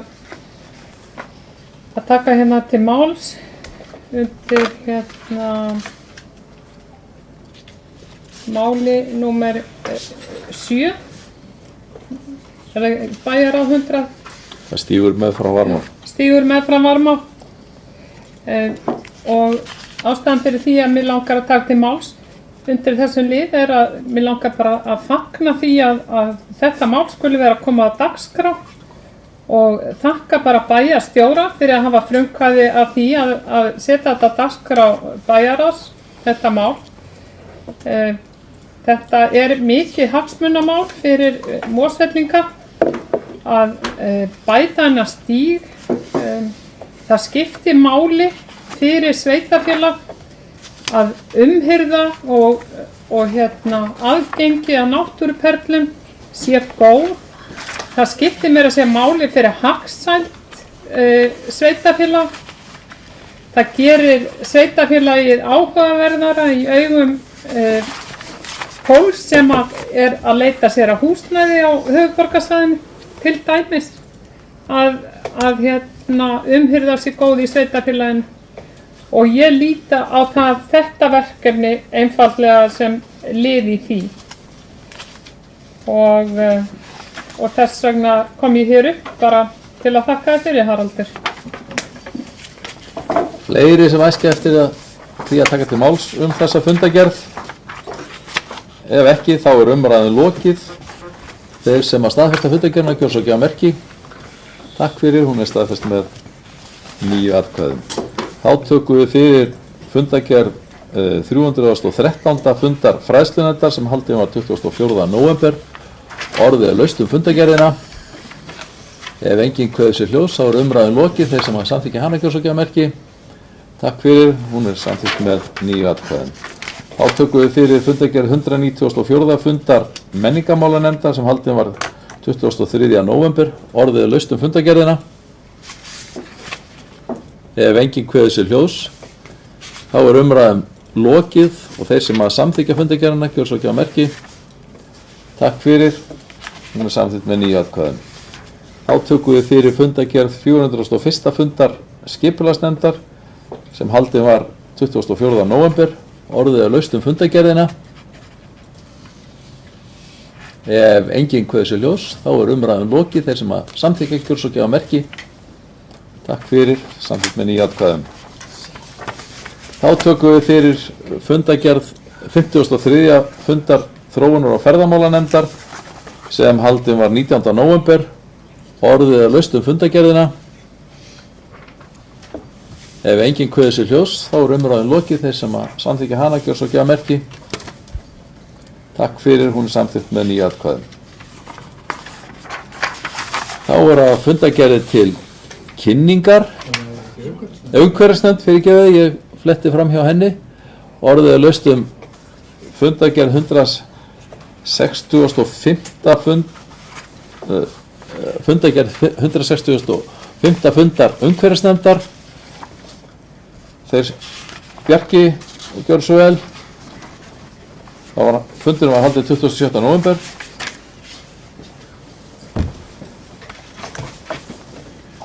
Forseti, ég kem hér upp undir liðið 7.3 sem heitir hér á blaðinu stefnumótun friðlýstra svæða í Mosfellsbæ. Bara til þess að eins að kynna málið, þá erum við með hér nokkur friðlýst svæði í sveitarfélaginu okkar, 4 svæði upp til fjalla og niður til stranda, og það hófst vinna við það fyrra á árinu á vegum umhverfissviðs og nefndarinnar. Nefndin kom að því að svona stefnumótun til næstu ára, hvað er hægt að gera og hvað ber að gera og svo framvegis.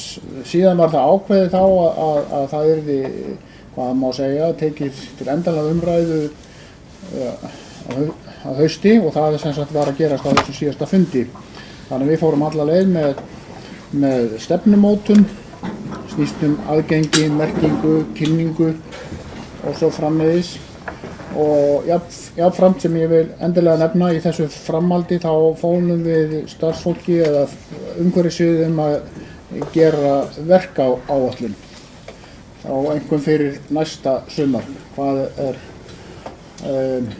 hægt að gera innan þess fjárhagslega ramma sem að okkur er sniðinn, og þá erum að tala hitt og þetta og það er gaman að sjá hvað kemur út úr því. Þetta var sem sagt tvíþætt, annars vegar stefnumótun til næstu 5 ára og hins vegar verkáætlun sem er núna að fara af stað fyrir næsta ár. Annað var það ekki. Takk. Sigrún gjörðu svo vel.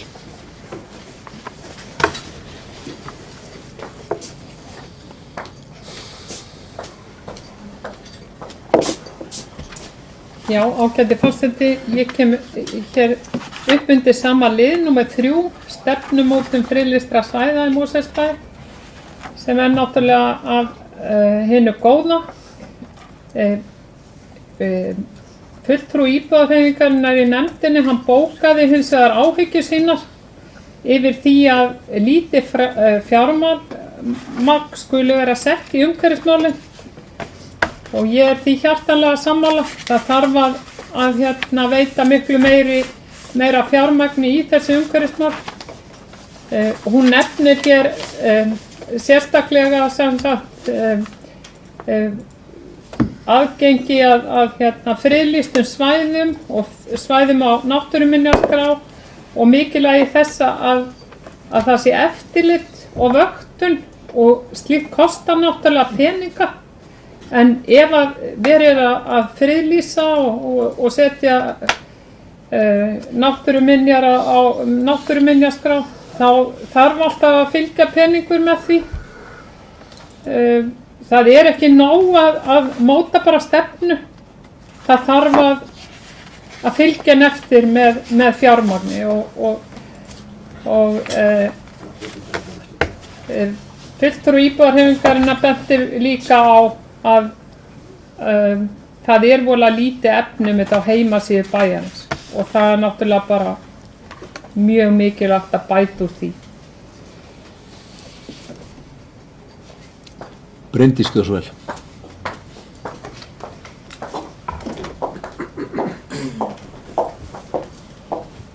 Forseti og kæru bæjarfulltrúar, ég ætla að taka til máls undir lið númer 2 í dagskrá umhverfisnefndar sem ber heiti rekstur grenndargámakerfis sveitarfélaga höfuðborgarsvæðisins.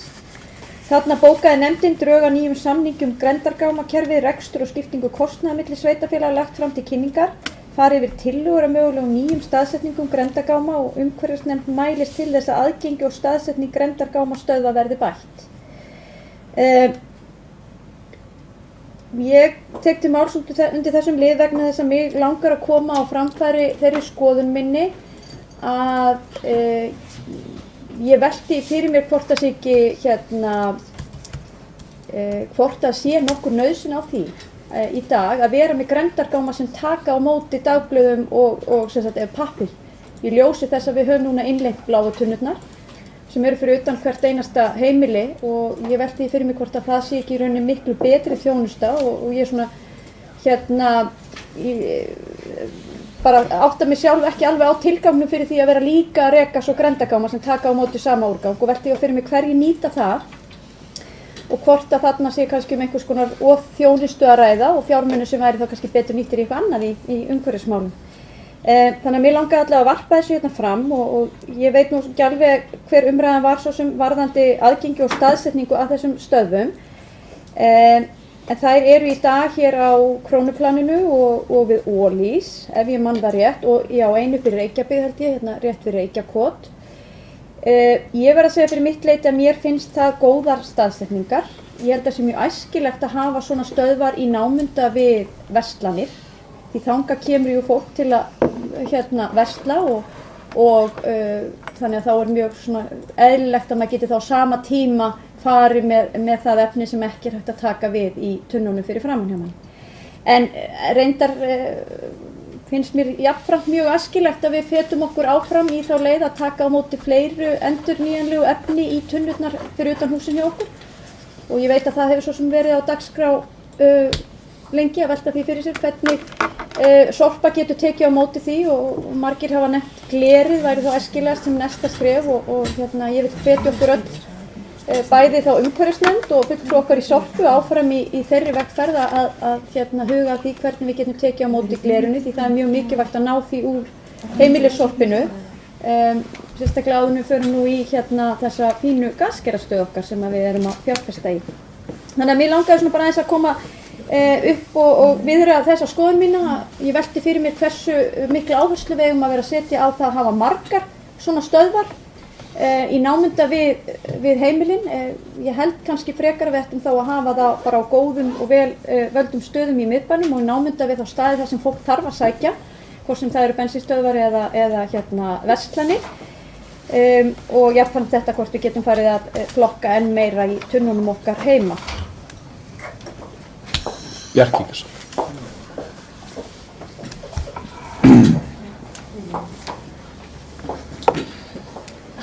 Já, forseti, ég kem nú undir tveimur málum sem hafa nú verið rætt hérna. Fyrst að Grendargáma-málinu. Það er margar hliðar á því, það hefur verið að skoða það víðara samhengi núna. Sjónarmiðin sem að bæjarfulltrúi Bryndís nefndi, á svo sem get ekki neina afstæð innan nefndarinnar það, hvort er skynsamlega að hafa þetta svona miðsvæði þar sem flestir eiga leiðum daglega, flestir en ekki allir, eins og er núna á krónuplaninu eða þá meira út í íbúðahverfunum. Svo nefndi hún líka annað sem er mjög gott að halda til haga, sem er meiri flokkun á heimavelli, það er að segja hérna við hvert heimili, og það var einmitt rætt það þegar að látunan var innleidd að það þyrfti að stefna að frekari flokkun, en svo ákvörðun hefur ekki verið tekin. Síðan langar mig líka að fara aðeins inn í málið aftur sem ég ræddi hérna áðan með stefnumótun fríðlistarsvæða. Það var vegna bókun frá fulltrúa M-lista í nefndinni. Það var ýmsir góðir punktar þar, en það er rétt að halda því til haga að upplýsingaskilti sem eru nefnd í bókunni, þau eru nú á þessum svæðum, en þau eru náttúrulega ekki alveg glæðin í, en upplýsingaskilti sem eiga að koma á friðlýst svæði, eins og við erum með, þau koma frá umhverfisstofnun, þau koma ekki frá bænum, heldur þetta stöðluð skilti, og við erum með eitt slíkt skilti niður í Varmarósum. Það er búið að reyna að banka á dyr hjá umhverfisstofnun að komi fleiri skilti sem að ég tel og við sjálfsagt öll nauðsynlegt, en það hefur nú ekki komist alla leið. Líka sambandi við eftirlit og vöktun sem var nefnt í bókun, það er eftirlit og vöktun á þessum, eða eftirlit skulum við segja, það er einfaldlega starfsmenn Mosfellsbæjar, en þetta er svæði og þessi friðlýst, þá er þetta ekki þannig að sé að ræða landvörslu eða eitthvað þvíumlíkt eins og er víða á friðlýstum svæðum landið. Vildi koma þessu á framfæri, forseti? Takk fyrir. Já, ég ætla að gefa sjálfur mér orðið aðeins að tjá mig Grendargámakerfið. Ég lít svo á að það sé allavega geti sagt að ég sé sammála Bryndís allavega að hluta, að mín sýn á þetta er að Grendargáma fyrir pappír ætti að vera víkjandi, og geti séð fyrir mér að það væri kannski á einum stað sem að það væri tekið við pappír á Grendargáma stað, þar sem að væri þá annar staðar heldur en í móttökustöðinni niður í Hesthúsahverfi, og við ættum að leggja áherslu á að ná þá plasti og gleri og ef til vill fleiri efnum eins og málmum jafnvel og hugsanlega á einu stað væri hægt að taka við sem sagt textíl, og þannig að það væri mín sýn á þetta. Hins vegar varðandi staðsetningar, það að vera með þetta nálægt verslununum, þá hef ég nú ítrekað horft upp á það að sjá starfsfólk verslana vera að fara með grindur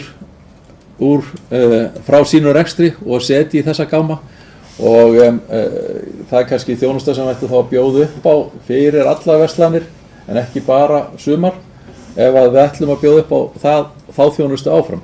Og mér finnst að við þurfum að alvarlega hugleiða það að grendar hlutin í nafninu standi undir nafni, ef svo má að segja, og það eru þannig að menn komist með þetta ekki bara bílandi þegar er verið að fara í verslanir, heldur að stærri hluti geti sótt þessa staði heim með því að fara gangandi að heiman með sín efni í þessar stöðvar. og það ætti allavega að horfa til þess. Það væri svona, held ég, að vera að koma betur til móts við þarfir íbúana, og það það sem kannski verið að horfa á hérna í kringum okkur, að hafa þessar stöðvar dreifðar byggðina, þannig að þá búið til einhver viðmiðunar vegalengd sem að menn hafi til þess að ganga og geta losna við þessi endurvinnanlegu efni í þessar tunnur eða gáma. Þannig að það held ég að væri svona allavega ætti að skoða við það þegar það tekin ákvörðun staðsetningar. En annars Sigríður, gjör svo vel. Forseti, ég kem hér upp undir öðrum lið á dagskrá umhverfisnefndar sem reyndar bara umfjöllun drög að samningi Sorpu við sveitarfélögin á höfuðborgarsvæðinu. Já, mér finnst að umræðan hafi verið náttúrulega bara interessant en kannski ekki alveg akkúrat það sem að dagskrárliðurinn var en ég ætla þá líka bara að ræða þetta aðeins vítt og breytt og kannski taka undir það þarf að skoða þörfin á þessum pappírsviðtökum vegna þess að eins og hér var nefnt að þá allir með bláa tunnu, hvort sem að fólki hefur fundist það framför eða ekki. Ég veit margar sem fannst það ekki framför að fá þessa bláu tunnu, en hvað það? Það sem mig langaði, ég ætla ekki að fara inn í samningin sjálfan, heldur langar mig bara að vita þegar umhverfisnefnd mælist til þess að aðgengi og staðsetning grenndargáma stöðva verið bætt, hvað á hún við og við hvern hún að mælast til þess að gera þetta? Já, ég verð bara við ekki, ég átta mig ekki alveg á því, óska eftir að ég held að ég sé svo heppin og formaður umhverfisnefndar sitja við þetta borð og geti það kannski aðeins skýrt betur út fyrir mér til hverra þessi á ég að taka þetta til mín í bæjarráði eða hver á að gera það? Sigrún, gjör svo vel.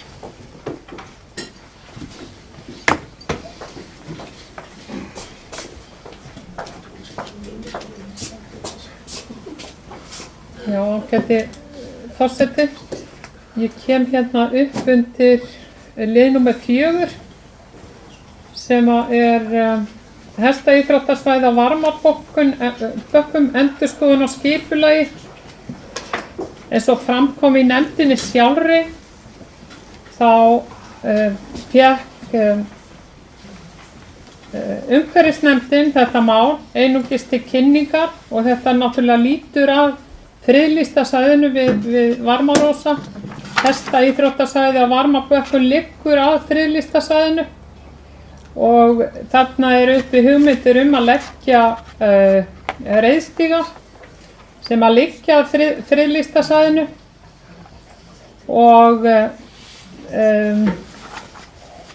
þannig að þetta náttúrulega eitt af því sem ætti að koma inn á borð umhverfisnefndar, alveg tvímælalaust. Þetta snýst náttúruvernd. En í þessu tilviki þá fær umhverfisnefnd þetta mál einungis til kynningar þegar búið að ljúka auglýsingaferlin. Það var búið að ljúka auglýsingaferlinu þegar þetta kemur og mér finnst það bara vítaverð vinnubrögð. Ég tók það til umræðu þegar ég satt í umhverfisnefnd að náttúruverndarmál kæmu þar ekki inn á borð og ég sé ekki betur en að þessi málsmeðferð hún sé til staðfestingar á því og hér þarf sem sagt fólk að vera vakandi fyrir því að umhverfisnefnd sé ekki bara hunsuð heldur fái málin til umfjöllunar og fulltrúi íbúahreyfingarinnar í nefndinni benti í þessu tilviki á að þarna væri verið að fara með skipulagið inn á þetta svæði og það stendur endar hér kemur fram í bókun ábendingum það að afmörkun næði inn fyrir friðlandið. En það bara mikilvægt að nefndin fá þetta. Það sem að Bryndís sagði áðan varðandi pappírsgáma, þá er ég alveg sammála því. Að við ættum að náttúrulega draga eins og fyrst að verið að sækja þetta heim til fólks, pappírinn, sem er náttúrulega óskaplega þægilegt, þá er alveg óþarfi að vera með pappírskáma út allan bæ. Mér langar aðeins að forvitnast, mér minnir að hér hafi legið fyrir, svona kannski fyrir ári síðan eða svo, legið fyrir tillaga að fara að safna gleri. Og ef ég maður rétt, þá samþykktum við þá tillögu að safna gleri. En síðan hefur ekki til málsins spurst, en mér finnst það mjög góð tillaga. Mér finnst engin ástæðu til þess að vera með svoleiðis tunnu heima hjá fólki.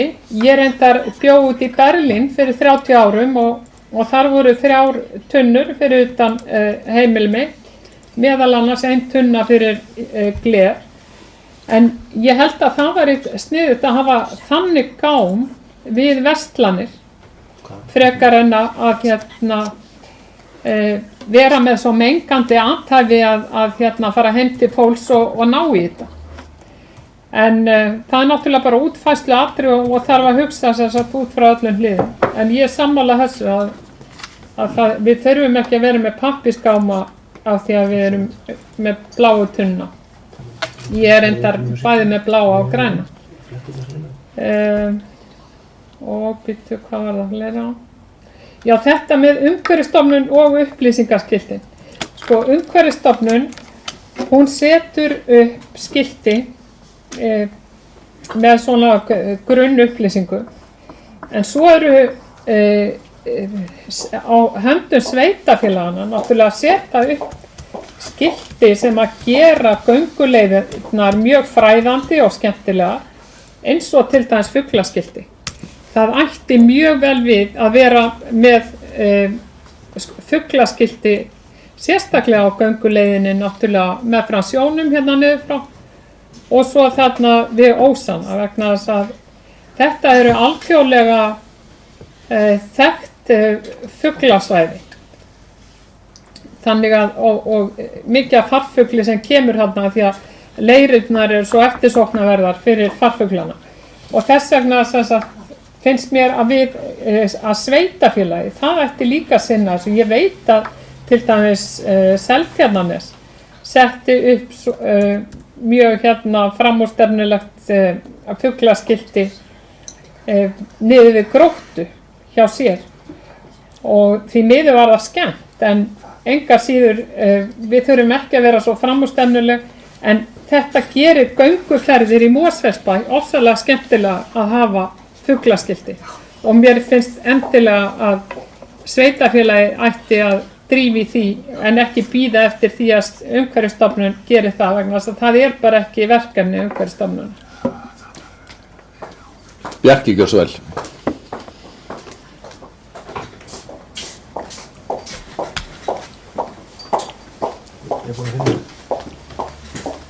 Já, forseti, það er nokkur mál sem að ég vil koma inn á eða svona pælingar sem kom hérna fram áðan.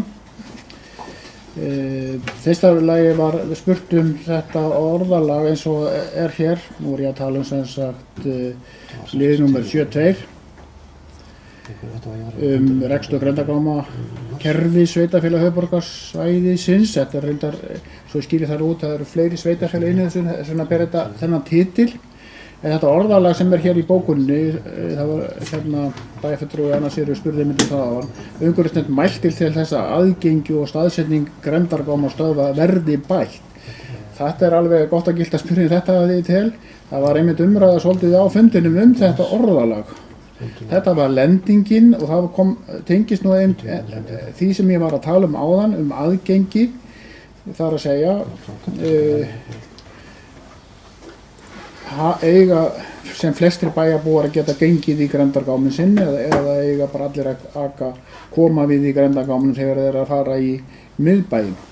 Þetta verður náttúrulega áfram unnið á umhverfissviði og það var reyndar sem við skoðum á fundinum svona hugmyndalisti þar sem var verið að stilla upp svæðum í sveitarfélaginu þar sem hugsanlegt væri að setja upp svona grenndargáma, en það fylgdi reyndar ekki með í fundargerðinni núna. En það var mikið skoðað það kort, svo ég reyna að útskýra þetta orðalag sem kannski svolítið sérstætt, en þetta var niðurstaðan. Svo langar mig að aðeins að koma með fleira. Það hérna með skiltin, já, ég held að séu fá sveitafélag sem eru meira skiltavædd hérna, og þá erum við að tala um þessi fræðslu skilti sem eru mjög víða í sveitarfélaginu og fer nú eiginlega bara fjölgandi.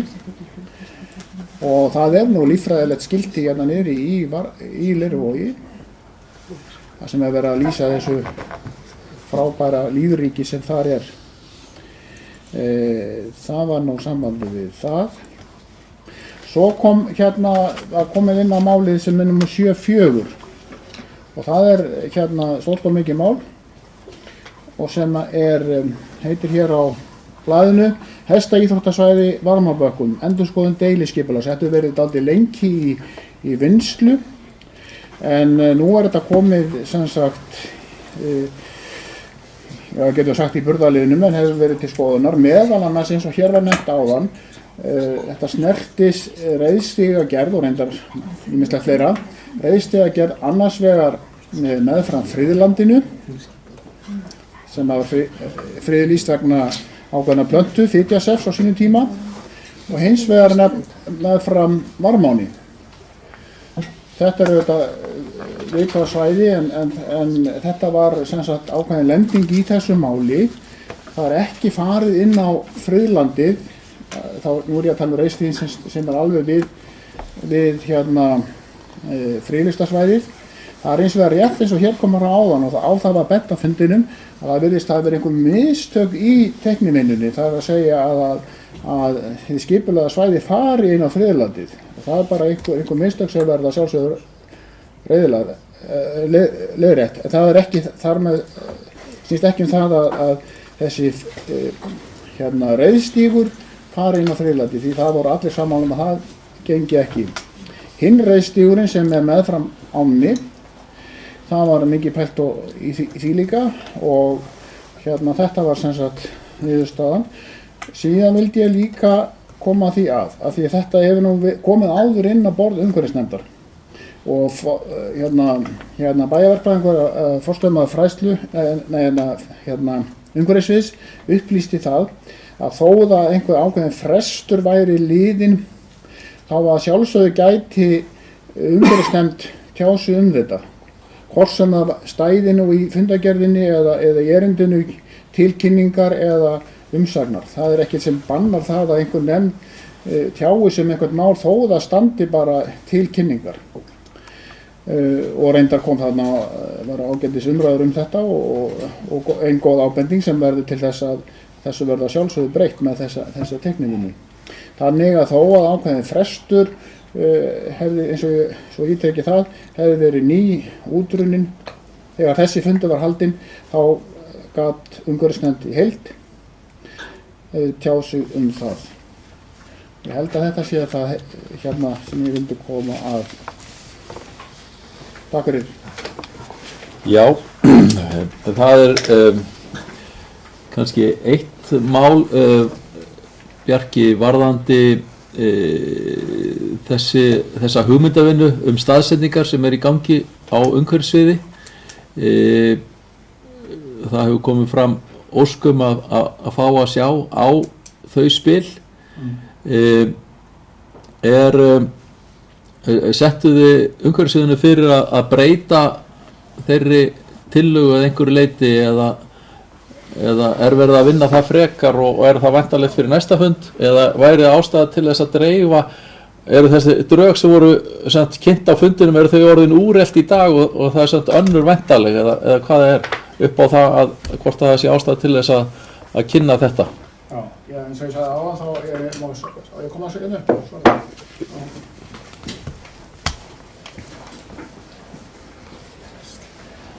Já, þessu til að svara sem sagt að máli snýst það að það verið að gera nýja samninga við nýtt gámafyrirtæki eftir útboð og það liggur í loftinu að verði fjölgað grenndargámum hugsanlega, það er ekki alveg ákveðið, en þetta hins vegar spurningin hvað þeir eiga að vera.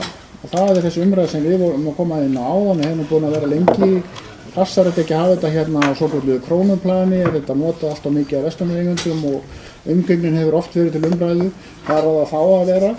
En í heildina svo í svari þínu sem að forseti var að tala áðan, þetta ennþá í vinnslu og sjálfsögum það koma þá, ég reikna með að koma þá aftur inn á borð umhverfisnefndar þegar einhverja línur hafa verið lagðar af umhverfissviði, endanlega línur. Við vorum ekki að leggja neina línur vegna þess að þarna á þessum fundi vegna þess að einfaldlega það eru mjög skiptar skoðanir, rétt eins og hér í bæjarstjórninni. Hvar eiga þessir ágætu gámar að vera? Vona þetta svaraði einhverju liti spurningunni. Takk. Takk fyrir þessar upplýsingar. Ég held að það sé búið að svara þeirri fyrirspurn sem ég fekk hér meðan að Bjarki talaði áðan og þannig að það þurfi ekki frekari skýringa við. Eru fleiri sem að æskja þess að taka til máls þessa fundagerð? Ef ekki þá umræðan lokið þeir sem að samþykkja hana kjörsókjamerki. Takk fyrir, hún samþykkt með 9 atkvæðum. Þá erum við komin að fundagerðum til kynningar. Ég var aðeins að flýta mér áðan. Þannig að þá það fundagerð 277. afgreiðslufundar byggingafulltrúa sem haldin var 19. nóvember. Orðið laust fundagerðina. Ef enginn kveður sér hljós þá umræðum lokið og fundagerðin lögð fram. Því næst erum við með, svo ég reyni nú að vera með rétta röð á þessu. Það var einhver tímamóta fundur hjá slökkviliðinu, 150. fundur sem haldinn var 20. nóvember og orðið laust þá fundagerð. Enginn kveður sér hljós og umræðum lokið, fundagerðin lögð fram. Þá það næstu fundagerð 229. fundar strætó sem haldinn var 7. nóvember, orðið laust fundagerðina. Enginn kveður sér hljós og umræðum lokið, fundagerðin lögð fram. Því næst tökum við fyrir fundagerð 230. stjórnarfundar strætó sem haldinn var 13. nóvember, orðið laust fundagerðina. Bryndís, gjör svo vel.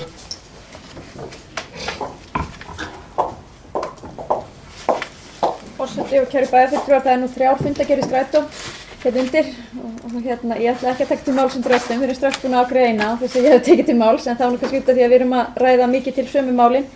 En á þessum fundi stjórnar var samþykkt fjárhags- og starfsáætlun strætó fyrir árið 2016. Það nú reyndar svo að við munum fjalla aftur fjárhagsáætlun okkar á fundi okkar núna á föstudaginn og gera breytingar frá því sem að þarna var samþykkt og það tekur til þjóðhagsspárinnar og breyttra forsenda vegna hennar. Þannig að við munum sjá það aftur hérna inn í bæjarstjórnin. Mér finnst rétt að gera ykkur viðvart það. En engu að síður að þá auðvitað starfsáætlun okkar í fullu gildi sem að við samþykktum þarna. Og mér langar bara örstutt að tæpa á því að eins og ykkur kunnugt að þá hefur verið unnin rekstrarúttekt hérna fyrir strætó eins og verið að vinna fyrir hin byggðasamlögin og við höfum fengið niðurstöður úr þeirri úttekt til okkar og fjárhagsáætlun okkar tekur mjög mið af því sem þar lagt fram. Það að segja sumu, ekki öllu þó, en við munum að sjálfsögðu vinna áfram með þessa niðurstöður.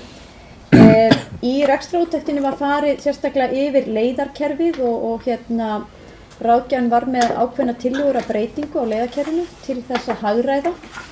Við í stjórn teljum mikilvægt að fara mjög vandlega yfir það og skoða það og gefa okkur góðan tíma í það. Og við munum helga örugglega fyrstu mánuði næsta árs í það að endurskoða leiðarkerfið okkar. Sjá hvort að það sé hægt að hagræða einhvers staðar og hvar við getum aukið þjónustuna. Fyrst og fremst þurfum við náttúrulega að huga þessum markmiðum sem við höfum sett okkur að auka hlutfall þeirra sem nýta sér almenningssamgöngur.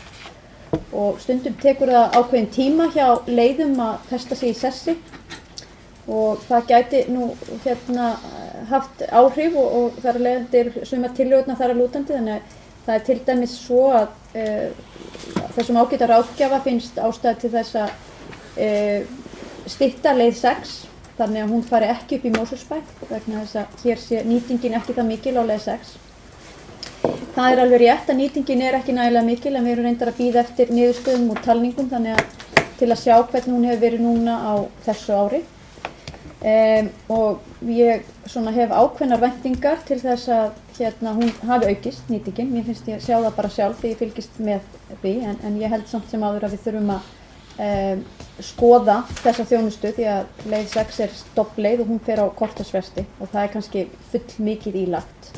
Þannig að við kannski skoðum það með einhverjum hætti en engu að sér held ég að það sé mjög mikilvægt fyrir okkur hér í Mosfellsbæ að hafa þessa tengingu inn í Grafarvog. Þannig að hvort sem það sé leið 6 eða einhver önnur leið þá held ég að sé mikilvægt að það sé í boði en hún þarf kannski ekki að vera alveg á kortersfresti, það er alveg rétt.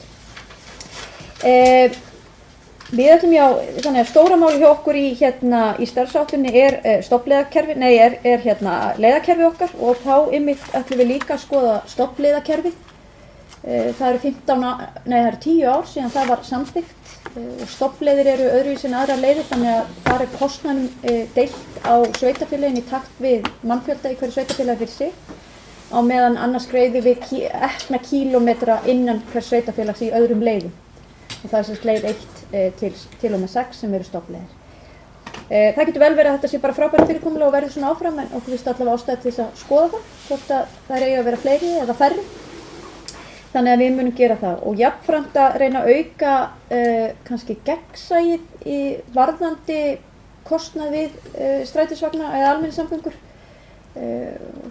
Okkur hefur fundist kannski sveitarfélögin svolítið mitt varpa boltanum yfir á strætó og við erum að reyna að vekja athygli á því að það sé mikilvægt að við vinnum þetta saman og við náum einhverjum árangri öðruvísi og strætó BS fyrirtæki eitt sér getur ekki borið ábyrgð á því að ná þessum markmiðum sem við höfum sett okkur í svæðisskipulaginu okkar heldur verður að vera samstillt átak sveitarfélagana og strætó og þá þarf fólki líka að vera ljóst hvernig þessi kostnaðarskiptingin er á milli okkar sveitarfélagana og hvað það í rauninni kostar að þessi þjónusta og þar kemur þessi rekstrarúttekt mjög á góðum nótum því að hún skýrir það líka og eykur þá kostnaðarvitund okkar sem eigenda. Og því að við sjáum það að það eru ýmsir þarna í þessari starfsáætlun fleiri þættir, markaðsmálin sem við ætlum að leggja sérstaklega áherslu á og þá kannski að beina því frekar að fara í svona beinar sölu aðgerðir. Við höfum verið kannski svolítið að byggja upp ímynd strætó á síðustu árum og munum auðvitað reyna að halda því áfram en við þurfum líka að fara bara í beinar sölu aðgerðir og fjölga þá sérstaklega þeim sem eru fastagestir hjá okkur og með kortin okkar. Barna- og unglingakortin hafa fengið góðar viðtökur en þau mættu þó seljast enn betur og það held ég að sé nú líka eitt af svona mikilvægustu markaðsforsendunum hjá okkur. Ég held að sé ekki fleira í þessari fundargerð sem ég langar að fara sérstaklega yfir en hvet ykkur þá bara til að vera í sambandi við mig eða spyrja hér ef það er eitthvað sem ykkur finnst óskýrt þarna. Fleiri hafa ekki beðið orðið, umræðum lokið, fundargerðin er lögð fram. Þá tökum við fyrir fundargerð 231. fundarstrætó sem haldin var 16. nóvember. Orðið er laust þá fundargerð. Enginn kveður sér hljós, umræðum lokið og fundargerðin er lögð fram. Og að síðustu tökum við fyrir fundargerð 832. stjórnarfundar Sambands íslenskra sveitarfélaga sem haldin var 20. nóvember. Orðið er laust fundargerðina. Enginn kveður sér hljós, umræðum er lokið og fundargerðin lögð fram. Fleira liggur ekki fyrir þessu fundi. Ég þakka fundarsettuna og segi fundi slitið. Já. Fröstu hana? Já. Það var bara rosa harka í þessu